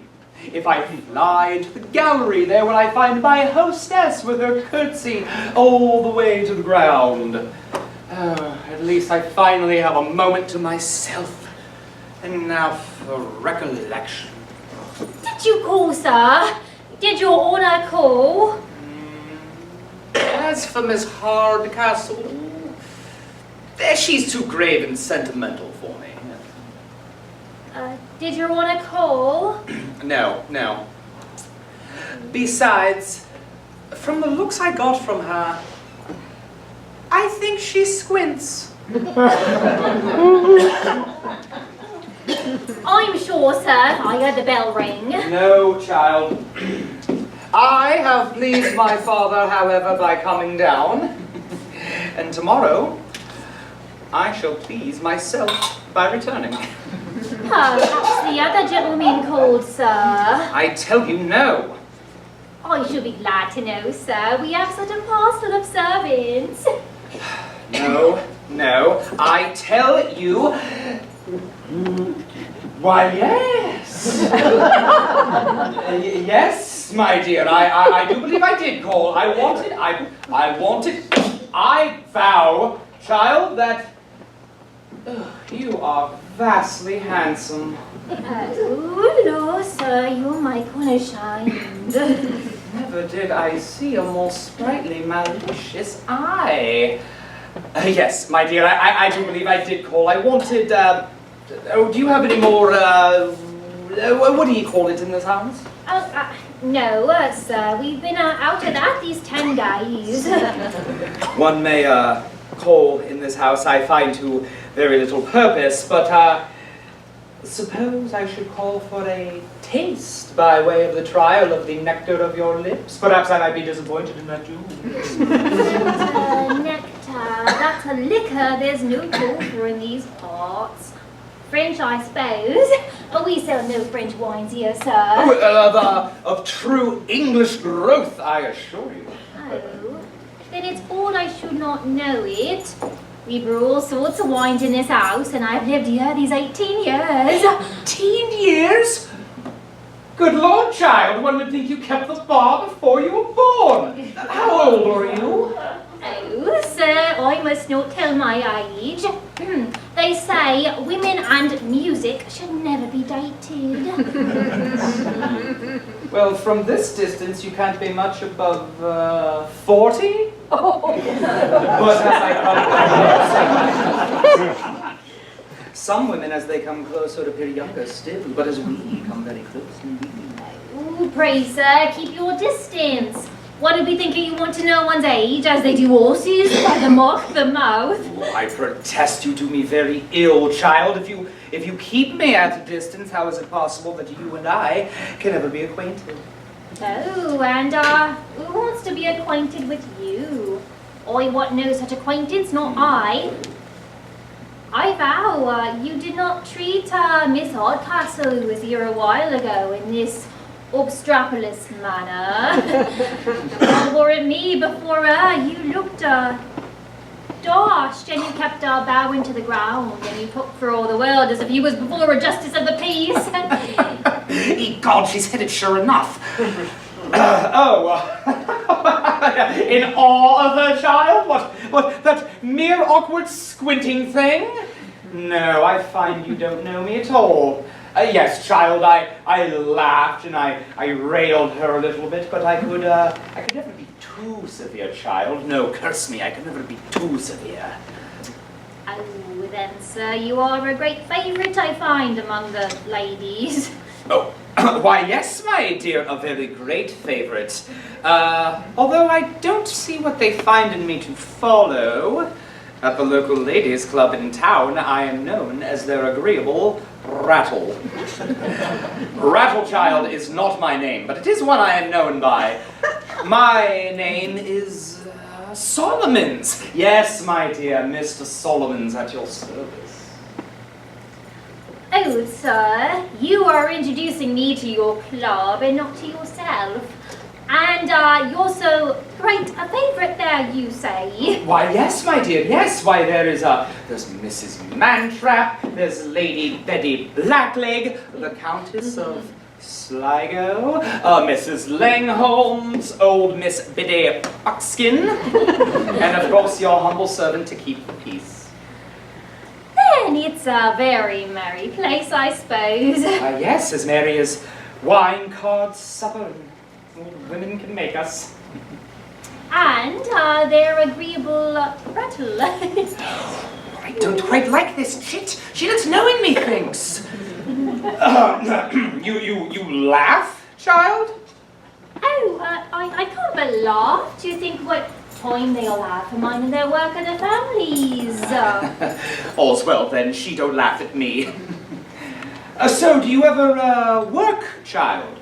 Aye, sure, there's not a screen or a quilt in the old house, but I can bear witness to that. Say, then you must show me some of your embroidery. I embroider and draw patterns myself. If you want to judge of your work, you must apply to me. Aye, sure, but the colours do not look well by candlelight. You shall see all in the morning. Oh, and why not now? My angel, oh, such beauty fires beyond the power of resistance. What father's here? Oh, my old luck! I never nicked 7 that I did not throw Ainsley's thrice times following. Child,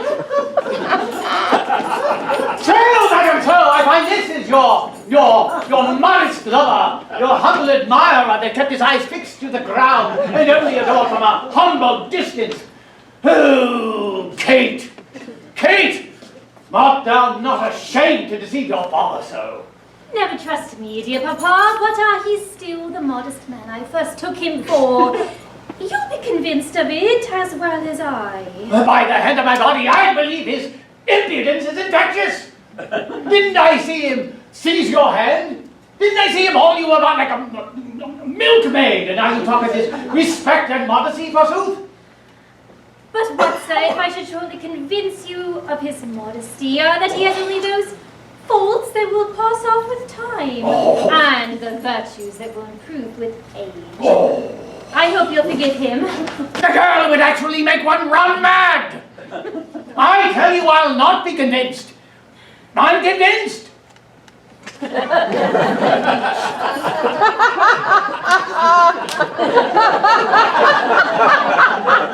has scarce been in this house 3 hours and is already encroached on all my prerogatives.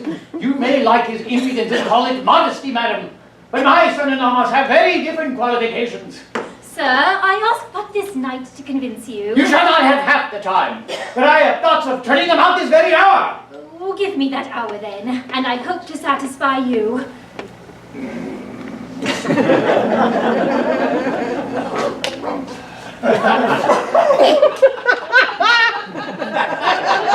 An hour! Let it be then, but I'll have no trifling with your father. All open and fair. Do you mind me? I hope, sir, that you have ever considered your commands as my pride. For your kindness is such that my duty as of yet has been inclination. Oh.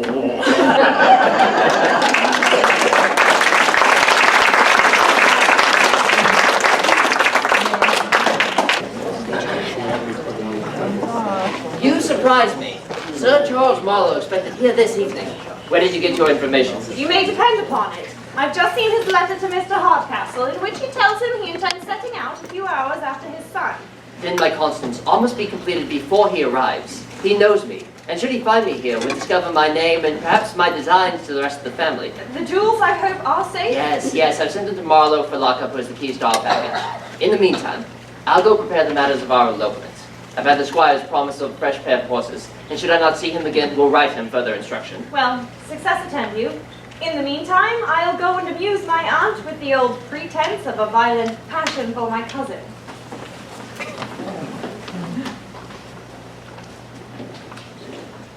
I wonder what Hastings could mean by sending me something so valuable as a casket to keep for him, when he knows the only place I have is the post coach of a seat of an inn-door. Now, did you deposit the casket with the landlady like I told you to? Did you put it into her own hands? Yes, Your Honor. And she said she'd keep it safe, did she? She said she'd keep it safe enough. She asked me how I came by it. And she said she had a great mind to make me give an account of myself. Oh.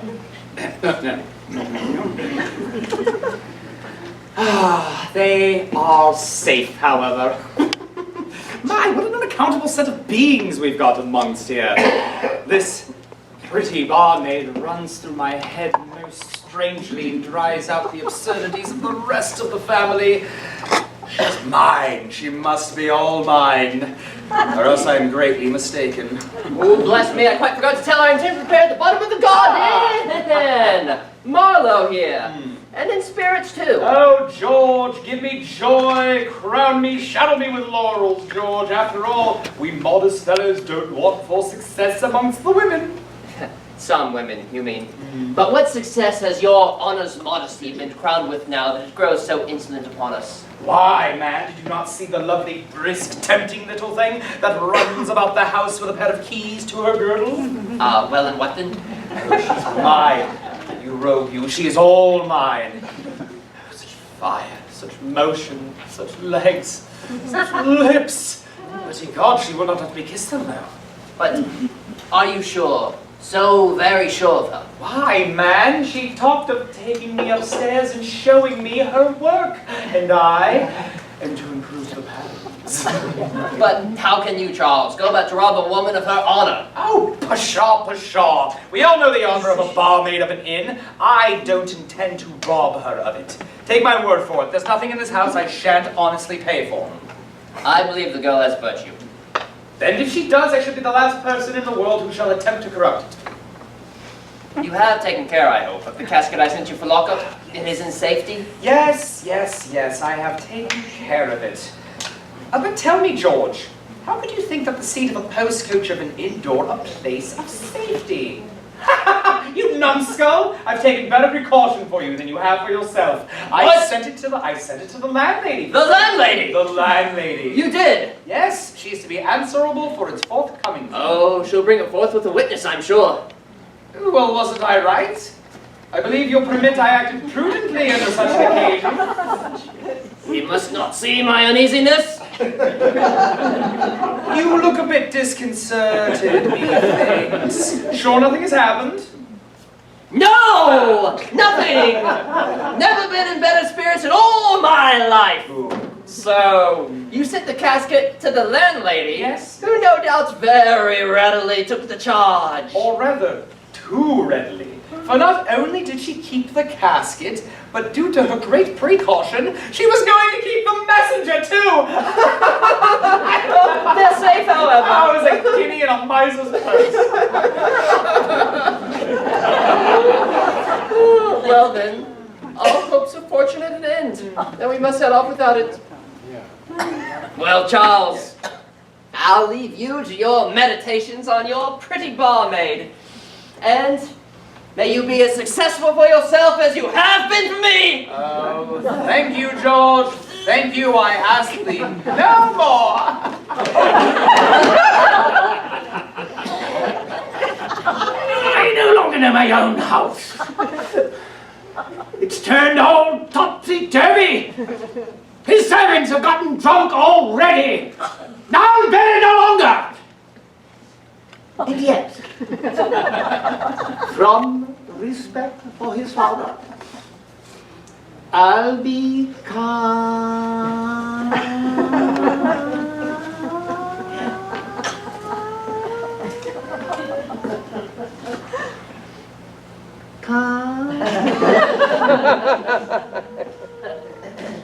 Mr. Marlowe!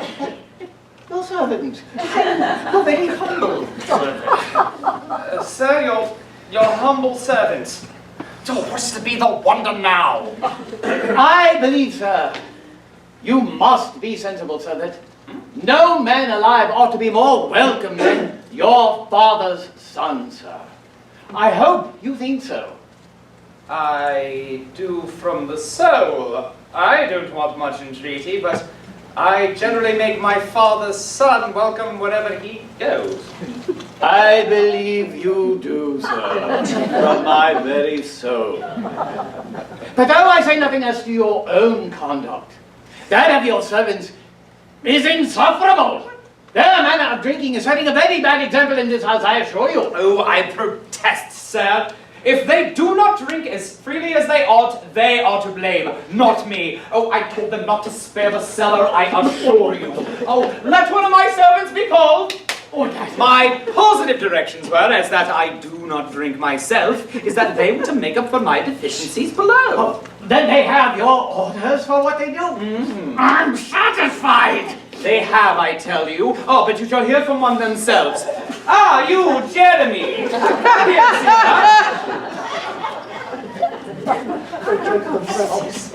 Now, what were my directions? Were you not told to drink as freely as you ought and to call forward for what you saw fit for the good of the house? I begin to lose my patience. Please, Your Honor.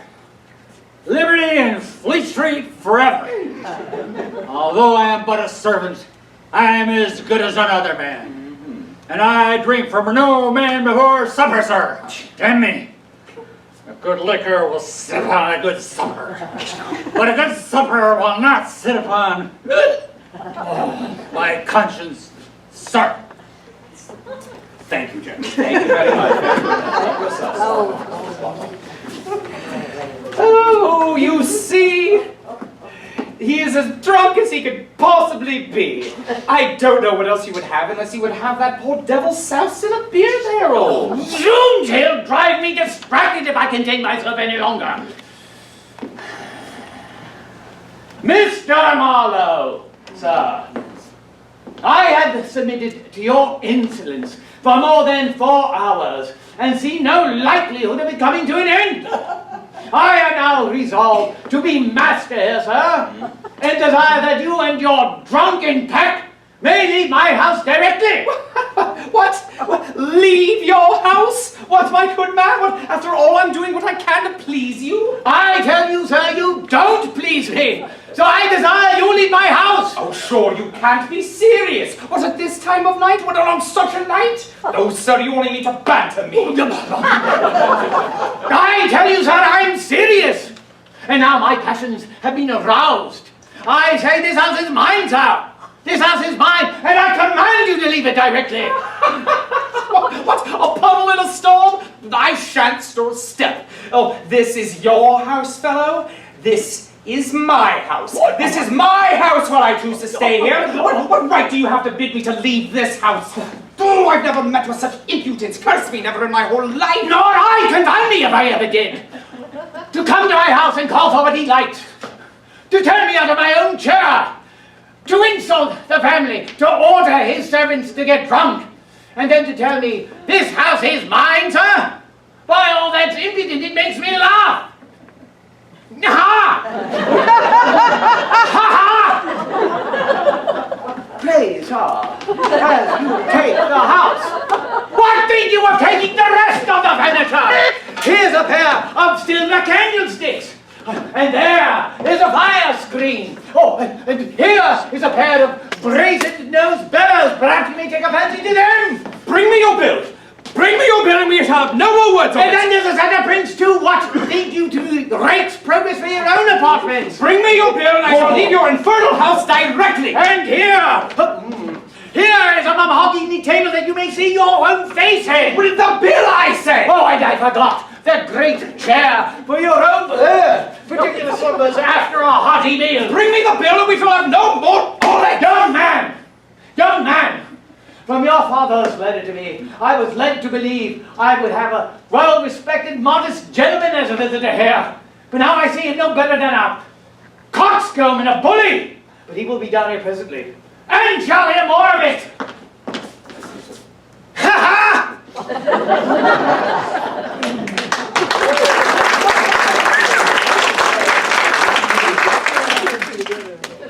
How's this? Surely I've not been mistaken. Everything looks like an inn. The servants cry coming, the attendance is awkward, and the barmaid here too to greet us.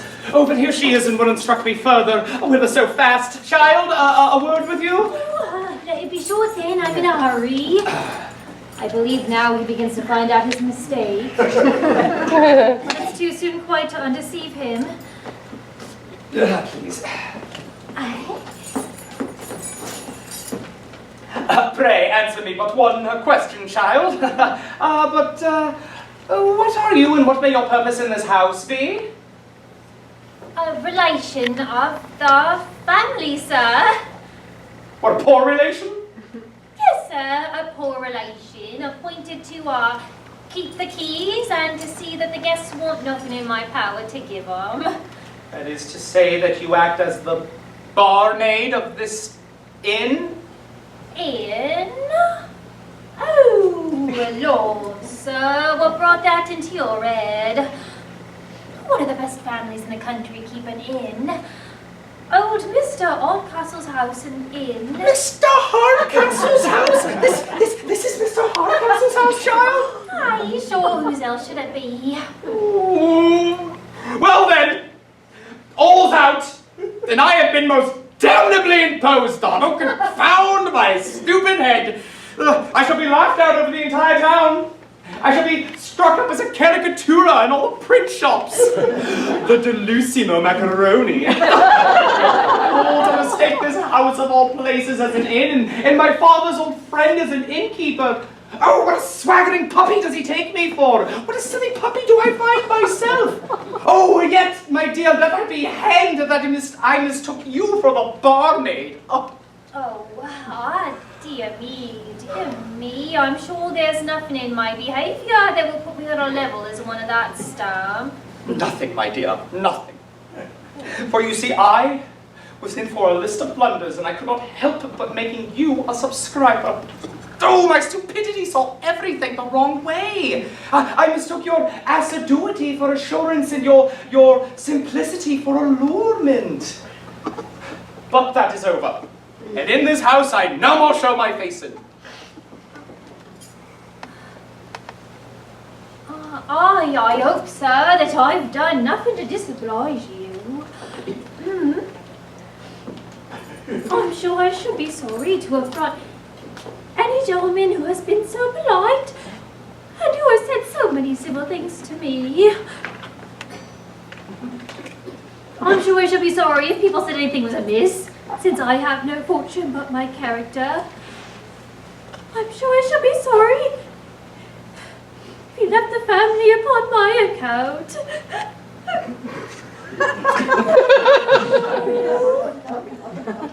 By heavens! She weeps. This is the first mark of tenderness I've ever had from a modest woman, and it touches me. Forgive me, my lovely girl, but you are the only part of the family that I leave with reluctance. But, to be plain with you, the difference of your birth, education, and fortune makes an honorable connection impossible. And I could never dream of harboring the thought of seducing simplicity that trusted so well in my honor by bringing ruin to one whose only fault was being too lovely. Generous man. I now begin to admire him. But I am sure my family is as good as hers that you came down to visit. And my education, I hope, not inferior. And until this moment, I never thought it was bad to want fortune. And why now, my pretty simplicity? Because it puts me at a great distance from one that, if I had £1,000, I would give it all to. This simplicity bewitches me, so that if I stay, I am undone. I must make one more bold effort and leave her. Your partiality in my favor, my dear, touches me most sensibly.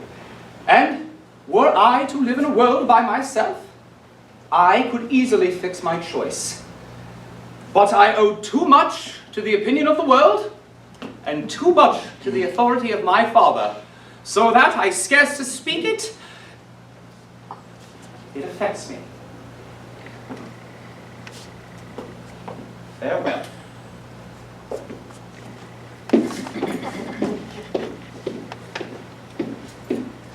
I never knew half his merit till now. He shall not go. Not if I have power or aught to detain him. I'll still preserve the character in which I stooped to conquer. But will undeceive my papa, who perhaps may laugh him out of his resolution. You may steal for yourself the next time. I've done my duty. She has the jewels again, that's the sure thing. But she believes it was a mistake of the servant. But, my dear cousin, sure you won't forsake us in this distress. If she in the least suspects I'm going off, I shall certainly be locked up. Or sent to my Aunt Pedigree's, which is 10 times worse. Sure, aunts of all kinds are damn bad things. But what can I do? I got you a pair of horses that will fly like whistle jackets. And you can't say I haven't caught you nicely before her face. Oh, here she comes. We must court a bit or two more. She suspect either of us. Well, I was greatly fluttered, to be sure, but my son tells me it was all a mistake of the servants. I shall never rest easy until they are fairly married, and then let her keep her fortune. What do I see? Oh, fondling together. I never saw Tony so sprightly before. Oh, have I caught you, my pretty dove? What billing, exchanging stolen glances, broken murmurs. Oh, as for murmurs, mother, we grumble a little now and then, but there's no love lost between us. And here sprinkling Tony upon the flame to make it burn brighter. Cousin Tony promises to give us more of his company at home. Indeed, he shan't leave us any more. It won't leave us, Cousin Tony, will it? No, I'd sooner leave my horse in a pond than have you smile upon one so. Your laugh is so becoming. Agreeable cousin. Who can help admiring that natural humor? That pleasant, broad, red, thoughtless, oh, it's a bold face. I'm sure I've always admired Cousin Con's hazel eyes and her pretty long fingers that she twists like the hexacolis over a parcel of bobbins. Oh, my son would charm the bird from the tree. I was never so happy before. My son Tony takes after his father, Mr. Lumpkin, exactly. The jewels, my dear Boston, shall be yours. Incontinently, you shall have them. Isn't it a sweet face, my dear? You shall be married tomorrow, and we'll go off the rest of his education, and, like my Dr. Drowsy's sermons, to a fitter opportunity. Where is the squire? I've got a letter for your worship. I'll give it to my mamma. She was all my letters first. And I have orders to deliver it into your hands. But who does it come from? Your mother sent of the letter itself. But I could wish to know, though. Oh, I'm done. A letter to him from Hastings. I know the hand. My aunt sees it, we are ruined forever. I'll keep her employed a little if I can. But I have not told you, madam, of my cousin's smart answer just now to Mr. Marlowe. Oh, we so laughed. Oh, you must know it, madam. This way a little, for he must not hear us. A damn cramped piece of penmanship as ever saw in my life. I could read your print hand very well, but here's such dashes, shakes, and handles one can scarce tell the head from the tail. To Anthony Lumpkin, Esquire. Aye, I could the outside of the letter, my own name is well enough, but when it comes to the inside, it's all buzz. That's odd, very odd. For the inside of the letter is always the cream of the correspondence. So my son was too hard for the philosopher. Yes, madam, but you must hear the rest, madam. A little more this way, or he may hear us. You'll hear how he puzzled him again. He seems strangely puzzled himself now, please. A damn cramped piece of penmanship as ever saw in my life. Who? A damned up and a down hand. As if it were disguised in liquor. Dear Sir. Aye. There's that. Then there's an M and an S and a T. But whether the next being is or not confound me. I cannot tell. What is it, Tony, my dear? Can I provide assistance? Oh, pray on, let me read it. Nobody reads a cramped hand better than I. Do you know who it is from? Can't tell except Dick Ginger, the feeder. Aye, so it is. Dear Squire, hoping that you're in health as I am at this present, the gentleman of the Shake Bag Club has cut the gentleman of the goose green quite out of feather. The odd battle, long fighting. You know, here it's all about cocks and fighting. It's of no consequence. Put it up, put it up. But I tell you, it's all consequence in the world. I would not give it up for a guinea. Here, mother, you make it out of no consequence. Well, how's this? Dear Squire, I am waiting for Miss Neville at the bottom of the garden with the post-chaise and pair. But I find my horse is yet unable to perform the journey. I expect you will assist us with a pair of fresh horses as you promised. Dispatch is necessary as the hag...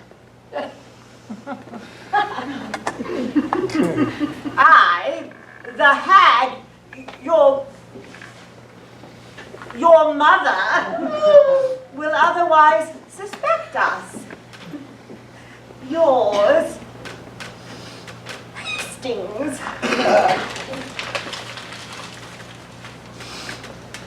Grant me patience. I shall run distracted. My rage chokes me. I hope, madam, you'll suspend your resentment for a few moments and not impute to me any impertinence or sinister design which belongs to another. Hey, well spoken, madam. You are quite miraculously polite and engaging, madam, and quite the very pink of courtesy and circumspection, madam. And as for you, you ill-fashioned oaf, with scarce enough sense to keep your mouth shut, will you join too against me? Well, I'll delete your plots in a moment. But as for you, since you have a pair of fresh horses waiting, it would be cruel to disappoint them. So, Instead of preparing now to run off with your spark, prepare at this moment to run away with me. I expect your aunt's pedigree will keep you secure. You too may mount your horse and guard us upon the way. Roger! Tornet! Diggory! Oh, I'll show you I wish you better than you do yourselves. So, now I am completely ruined. Aye, that's a sure thing. What better could be expected from being connected with such a stupid fool? Oh. And after all the nods and signs I made him. By the laws, miss, it was your own cleverness, not my stupidity that did your business in. You were so nice and busy with your shake bags and gooseberries, I thought you'd never be making believe. Ah! So, sir, I find by my servant you've shown my letter and betrayed us. Was this well done, young gentleman? Here's another. Ask Mister who betrayed you. It was her doing, not mine. Aha! So I find I have been finely used here among you, rendered contemptible, driven into ill manner, despised, insulted, laughed at. Well, here's another. We shall all bend our progress presently. And here, sir, is the gentleman to whom we all owe every obligation. What can I say to him? A mere boy, an idiot, whose ignorance and age are but a protection. A poor, contemptible booby who would but disgrace correction. Yet with cunning and malice enough to make himself merry with all our embarrassment. Oh! An insensible cub. Replete with tricks and mystery. Oh, damn, I'll fetch a boat, one after the other, with baskets! And as for him, he is below resentment. But you, Mr. Hastings, I shall require an explanation. George, you knew of my mistake and you would not undeceive me. Given the torture of my disappointment, is it presently time for explanation? It is not friendly, Mr. Marlowe! What's up? Mr. Marlowe, we never kept on your mistake till it was too late to undeceive you. My mistress desires that you get ready immediately, madam. The horses are put in too. Your hat and things are in the next room. We're to go 30 miles before morning. Well, I'll come presently. Was it well done, sir, to assist in rendering me ridiculous? To hang me out for the scorn of all acquaintance? Depend upon it, sir, I shall expect an answer. Was it well done, sir, if you're upon the subject? To deliver what I entrusted to you yourself to the care of another, sir! Mr. Hastings, Mr. Marlowe, why will you increase my distress with this groundless dispute? I implore. You'll wait, madam. My mistress is impatient. I come.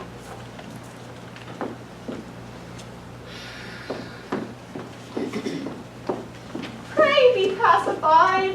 If I leave you thus, I shall die of apprehension. Your muff fan and gloves, madam. The horses are waiting.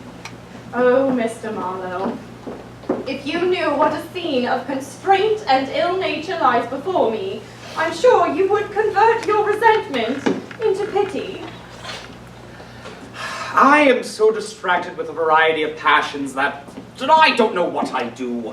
Madam, forgive me. George, do forgive me. You know about my hasty temper, and you should not exasperate it. The torture of my situation is my only excuse. Well, my dear Hastings, if you have that esteem for me that I think, that I know you have, your constancy for but 3 years will increase the happiness of our future connection. Miss Devil! Constance! I said Constance! I'm coming! Well, constancy. Remember, constancy is the word.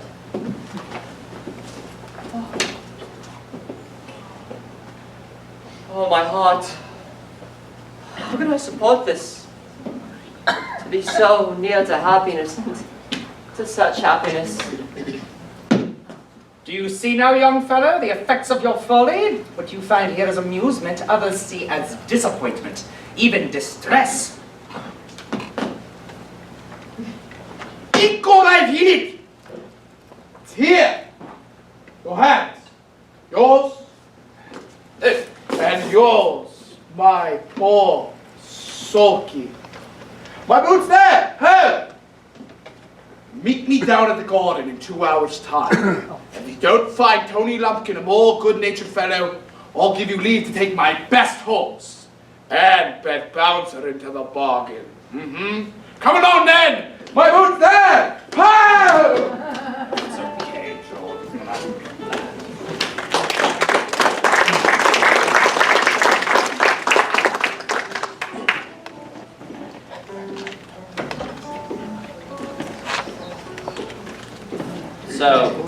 you saw the old lady and Miss Neville drive off, you say? Yes, Your Honor. They went out for the post coach. The young squire went on horseback. 30 miles off by this time. Then all my hopes are over. Yes, sir. Old Sir Charles has arrived. He and the old gentleman at the house have been laughing at Mr. Marlowe's mistake this half hour. They're coming this way. Then I must not be seen. Now to my fruitless work at the bottom of the garden. It is about that time. The peremptory tone in which he set forth is sublime commands. And the reserve, which I suppose he treated all your advances. And yet he might have seen something in me above a common innkeeper too. Yes, Dick, but he mistook you for an uncommon innkeeper. Well, I'm in too good spirits to think of anything but joy. And yes, my dear friend, this union of our families will make our personal friendship hereditary, though my daughter's fortune be but small. Why, Dick, will you talk of fortune to me? Well, my son is possessed of more than a competence already and can want nothing but a good and virtuous girl to share his happiness and increase it. If they like each other, as you say they do. Yes, man, I tell you, they do like each other. My daughter is good as told me so. Girls are apt to flatter themselves, you know. I saw him grasp her hand in the warmest manner myself. Yes. And here he comes to put you out of your if I warrant him. I come, sir, once again to beg forgiveness for my strange conduct. I can scarce reflect upon my insolence without confusion. Tut, boy, but a trifle. You take it far too gravely. An hour or two's laughing with my daughter will set all to rights again. She'll never like you the worse for it. Well, sir, I should always be proud of her approbation.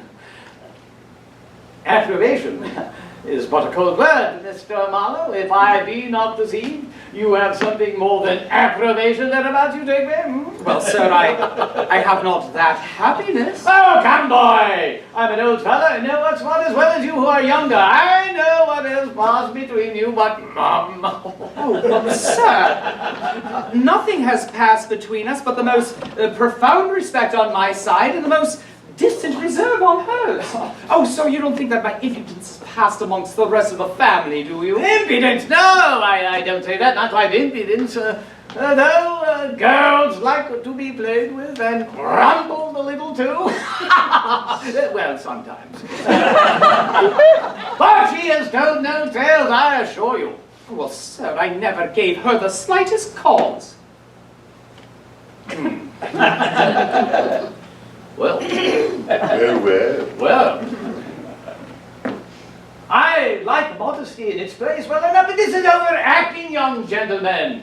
You may be open with us. Your father and I will like you all the better for it. Sir, may I be I tell you, she don't dislike you, and as I'm sure you like her. Oh, but I see no reason why you should not be joined as quick as the parson can tie you. Your father approves the match. I admire it. Every moment's delay is only doing this. But why won't you hear me? By all that is just and true, I never gave Miss Hardcastle the slightest mark of my attachment, or even the most distant hint to suggest affection.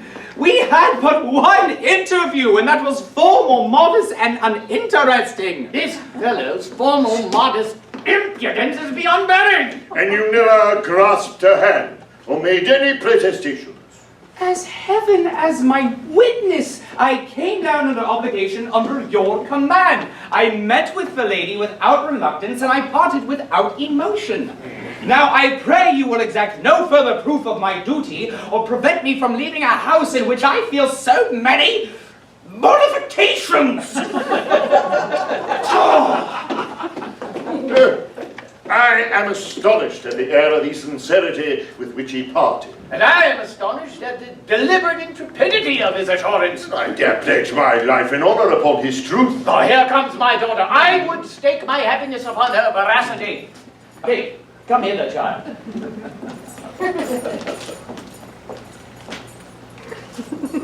Answer us sincerely and without reserve. Has Mr. Marlowe made you any profession of love and affection? The question is very abrupt, sir.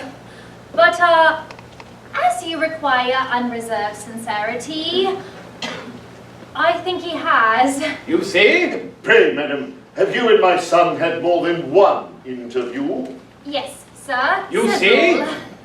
But did he profess any attachment? A lasting one. Did he speak of love? Oh, much, sir. Mason, in all this formally, Formally. Now, my friend, I hope you are satisfied. madam, how did he behave? As most professed admirers do, talked much of his want of merit and the greatness of mine. Mentioned his heart, gave a short tragedy speech, and ended with pretended rapture. Now I am perfectly convinced indeed that I know my son's conversation among women to be modest and submissive. This forward, ranting, canting manner of his in no way describes him, and I am confident he never sat for the picture.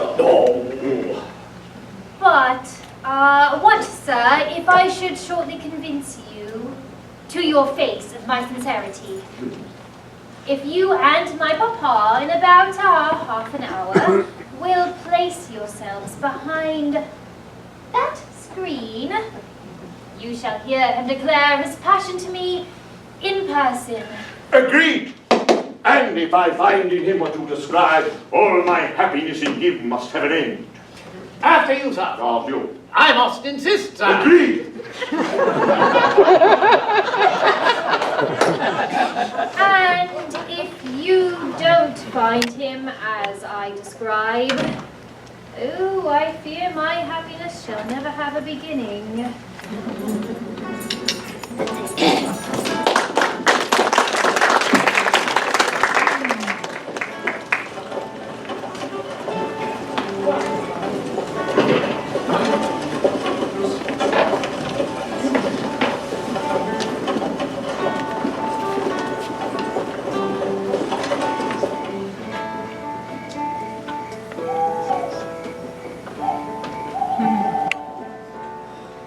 Idiot am I, to wait for a fellow who probably takes delight in mortifying me. He never intended to be punctual, and I will wait here no longer. Huh, what do I see? It is he, and perhaps it's news of my conscience.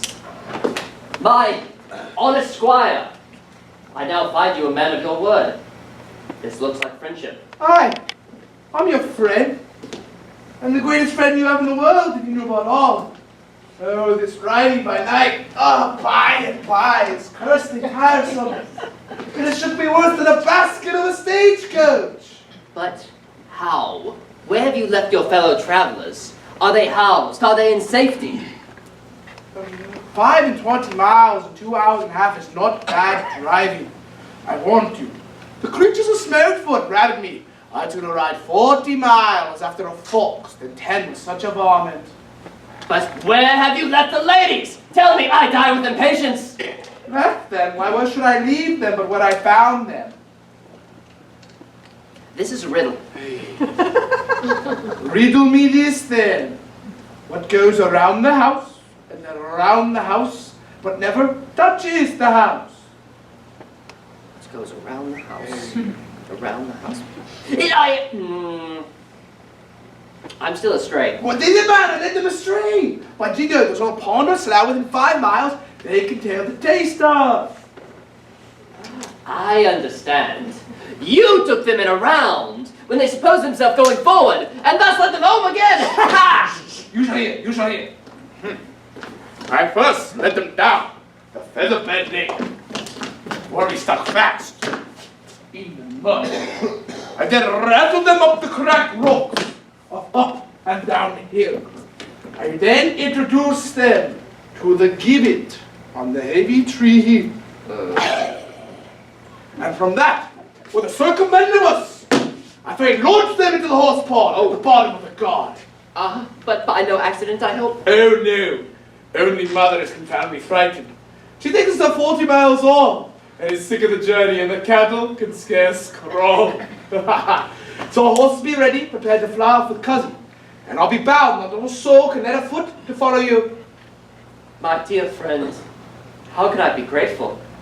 Aye, now it's dear friend, noble squire. Before it was idiot, come and run me to the guts. Damn your way of fighting, I say. We meet here in the forest, we knock heads, we kiss, we be friends. But if you run me to the guts, I would be dead. And you would kiss the hangman. The rebuke is just. Yes. But I must hasten to relieve Miss Neville. If you keep the old one employed, I'll take care of the young one. Never fear me, Colin. Here she comes. She's got from the palm. She's draggled up from the waist like a mermaid. Oh, Tony, I am killed, shook, battered to death. That last jolt against the quickset hedge has done my business. Econ, Mama, it's your own fault. You would go by night without knowing 1 inch of the way. I wish I were at home again. I never knew so many accidents in so short a journey. Drenched in the mud, overturned in a ditch, stuck in a slough, jolted to a jelly, and then at last to lose our way.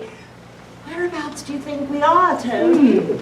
By my guess, what about that Crackskull Common? About 40 miles from home. The most notorious place in all the country. We only want a robbery to make a complete night on it. Oh, don't be afraid, Mama. Don't be afraid.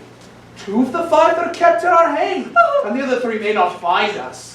Oh, don't be afraid. Oh, Lord, the fright was going to kill me. Is that a man galloping behind us? Oh, no. Oh, it's only a tree. Oh, don't be afraid, Mama. Don't be afraid. Oh, death. Do you see a hat moving behind that thicket? Oh, no. It's only a cow. Don't be afraid, Mama. Don't be afraid. Oh, Lord, Tony, I see a man coming towards us, and as I'm alive, I'm sure on it. If he perceives us, we are undone. Oh, by all that's unlucky. Father-in-law taking one of his night walks. Ah! It's the highwayman with pistols as long as my arms. A damn good-looking fellow. Oh, if he perceives us, we are undone. Oh, do you hide yourself in this thicket? If there be any danger, I'll cough and I'll cry then. When I cough, be sure to keep close.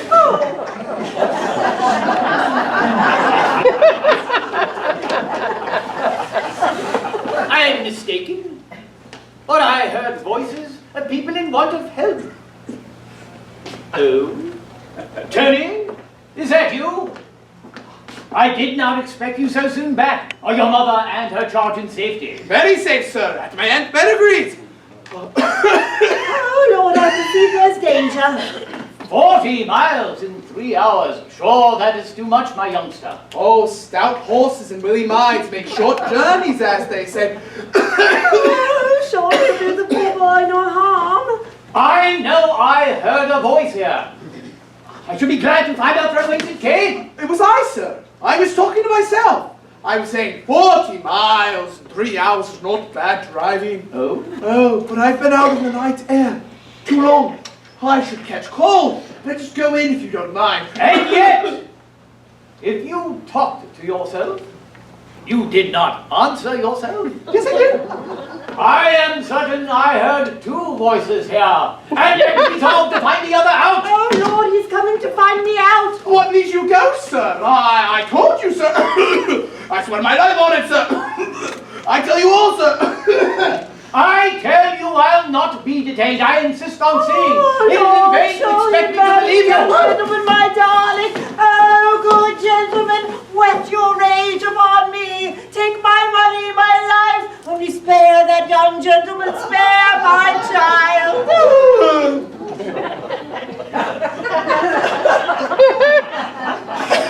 My wife, as I'm a Christian. From whence can she come? Or what does she need? Have compassion, good Mr. Highwayman. Take our money, our watches, only spare our lives. No, we'll not bring you to justice. Indeed, we won't, good Mr. Highwayman. Oh, I believe the woman is out of her senses. What? Dorothy! Don't you know me? Mr. Hardcastle! So I'm alive. My fright blinded me. But who would have expected to find you here in this frightful place so far from home? What brought you to follow us? Sure, Dorothy. You have not lost your wits. So far from home, when you are within 40 yards of your own door. This is one of your old tricks, you graceless rogue, you. Oh. Don't you know the mulberry tree? And the gate? Don't you remember the horse pond, my dear? Yes, I shall remember the horse pond for as long as I live, as I have caught my death in it. And is it to you, you graceless varlet, that I owe all this? I'll teach you to abuse your mother, I will. By the laws, Mama, the parasol just spoiled me, and now you've caught your fruits on it! Oh, I'll spoil you, I will. There's morality, however, in his reply.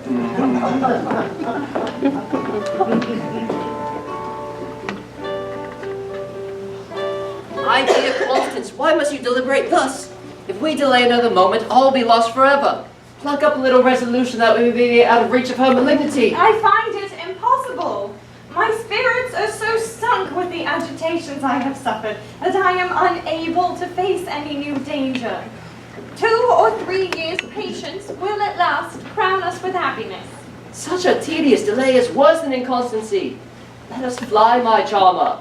Let us mark our happiness this very moment. Perish fortune. Love and content will grow what we possess beyond that of a monarch's revenue. Let me prevail. No, Mr. Hastings, no. Prudence once more comes to my relief, and I will obey its dictates.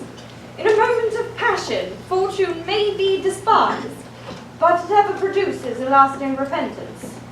I'm resolved to apply to Mr. Hardcastle's compassion and justice for redress. Although he had the will, he has not the power to relieve you. But he has influence, and upon that I am resolved to rely.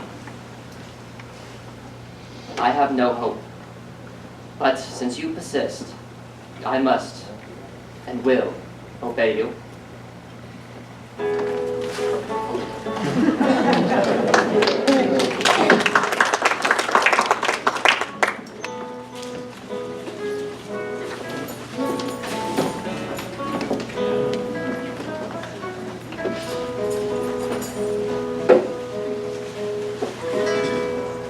What a situation am I in? If what you say appears, I shall find a guilty son. If what he says be true, I shall lose one that above all others I most wished for a daughter. I am proud of your approbation, and to show I merited, if you place yourselves as I directed, you shall hear his explicit declaration. Oh, but he comes. I will to your father and keep him to the appointment. Though prepared for setting out, I come once more to take my leave. Nor did I till this moment know the pain I would feel in the separation. I believe sufferings cannot be very great, sir, that can be so easily removed. A day or two longer perhaps might lessen your uneasiness by showing you the little value of what you now think proper to regret. This girl every moment improves upon me. It must not be, madam. I have trifled too long with the ways of my heart, and my pride now begins to submit to my passion. The disparity of fortune and education, the anger of a parent, and the contempt of my equals begin to lose their weight, and nothing can restore me to myself except for this painful effort of resolution. Then go, sir. I'll urge nothing more to detain you.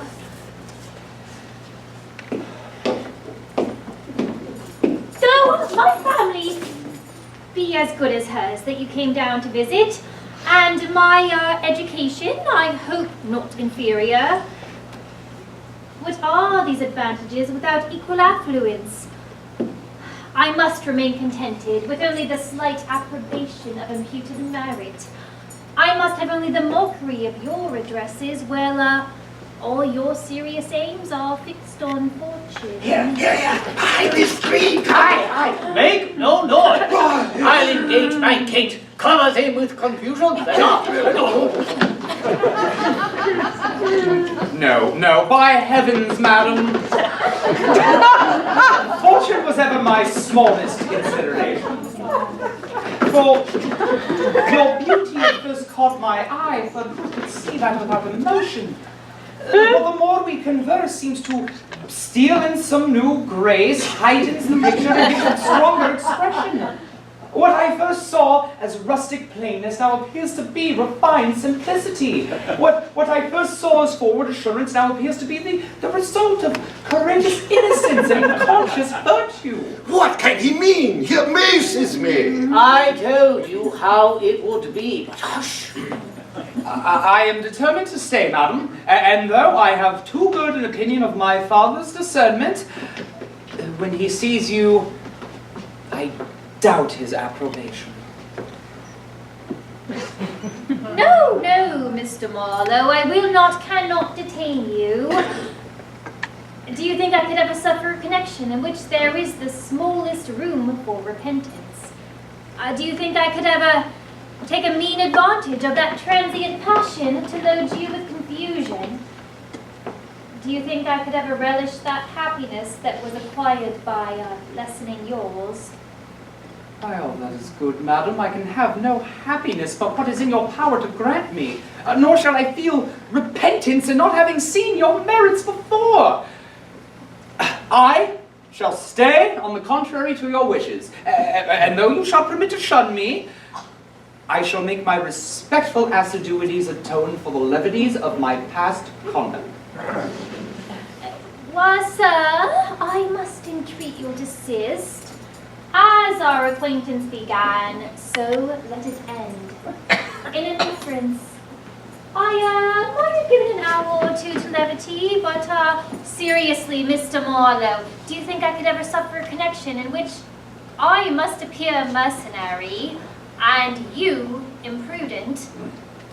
Do you think I could ever catch the confident addresses of a secure admirer? Does this not look like security? Does this not look like confidence?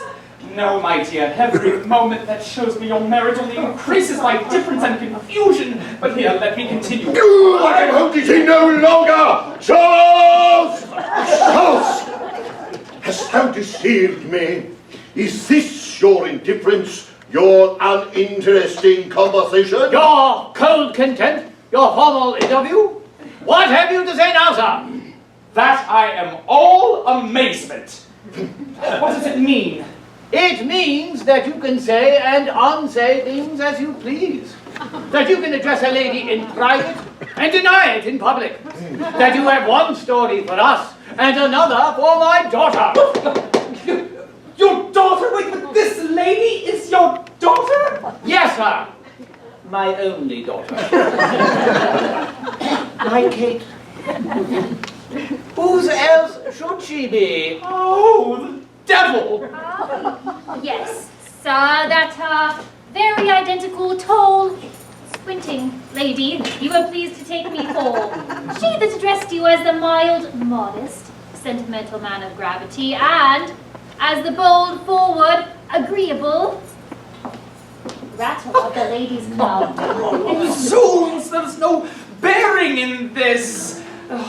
This is worse than death. Oh, in which of your characters, sir, will you give us leave to address you? As the faltering man with looks on the ground who speaks just to be heard and hates hypocrisy? Or as the loud, confident creature who keeps it up with Mrs. Mantrap and old Miss Biddy Buckskin till 3 in the morning? Oh, confound my noisy head. I never meant to be impudent that I was not taken down. I must be gone. By the hand of my body, but you shall not. I see now it was all a mistake. And I am rejoiced to find it out. I say you shall not, sir. I know she'll forgive you. You will forgive him, won't you, Kate? Why, we'll all forgive you. Take courage, man. So they've gone off. Let them go. I care not. Who gone? My beautiful niece and her gentleman, Mr. Hastings from town, who came down with our modest visitor here. What? My honest George Hastings?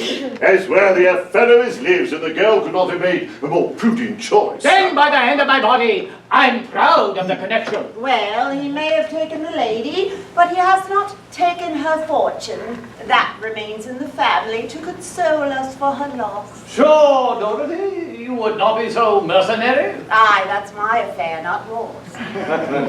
But you know, if your son, when of age, refuses to marry his cousin, then her whole fortune is at her own disposal? Aye, but he is not of age, and she has not thought fit to wait for his refusal.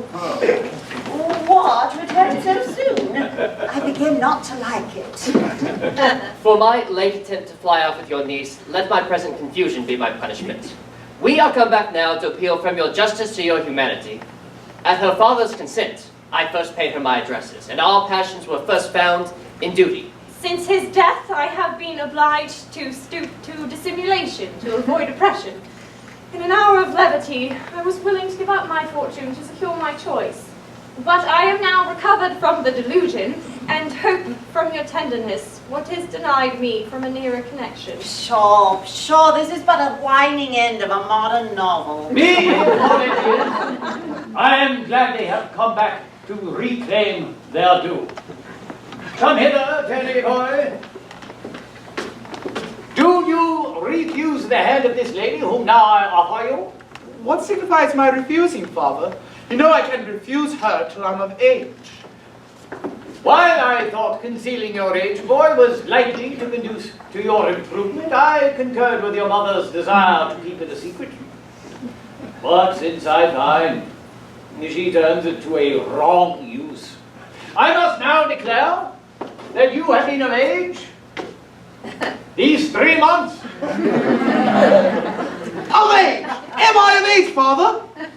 Above 3 months. Then you shall see the first use I make of my liberty. Witness, all men present, that I, Anthony Lumpkin, Esquire, of blank place, refuse you, Constantine Nell, spinster, of no place at all, for my lawful wife. So Constance Neville may marry whom she wants. And Tony Lumpkin is his own man again! You brave squire. My worthy friend. Undutiful offspring. Oh, George, my dearest George, I give thee joy sincerely. And were I to prevail that my little tyrant here were to be less arbitrary, I shall be the happiest man in the world if you were to repay me with it. Come, madam. You are now driven to the last scene of all your contrivances. I know you like him, and I'm sure he loves you. You must and shall have him. And I say so too. And Mr. Marlowe, if she makes as good a wife as she has a daughter, I don't believe you'll ever repent your bargain. So now to supper. Tomorrow we'll gather all the poor of the parish about us, and the mistakes of the night shall be crowned with a merry morning. So, boy, take her. And as you have been mistaken in the mistress, my wish is you may never be mistaken in the wife. Yes.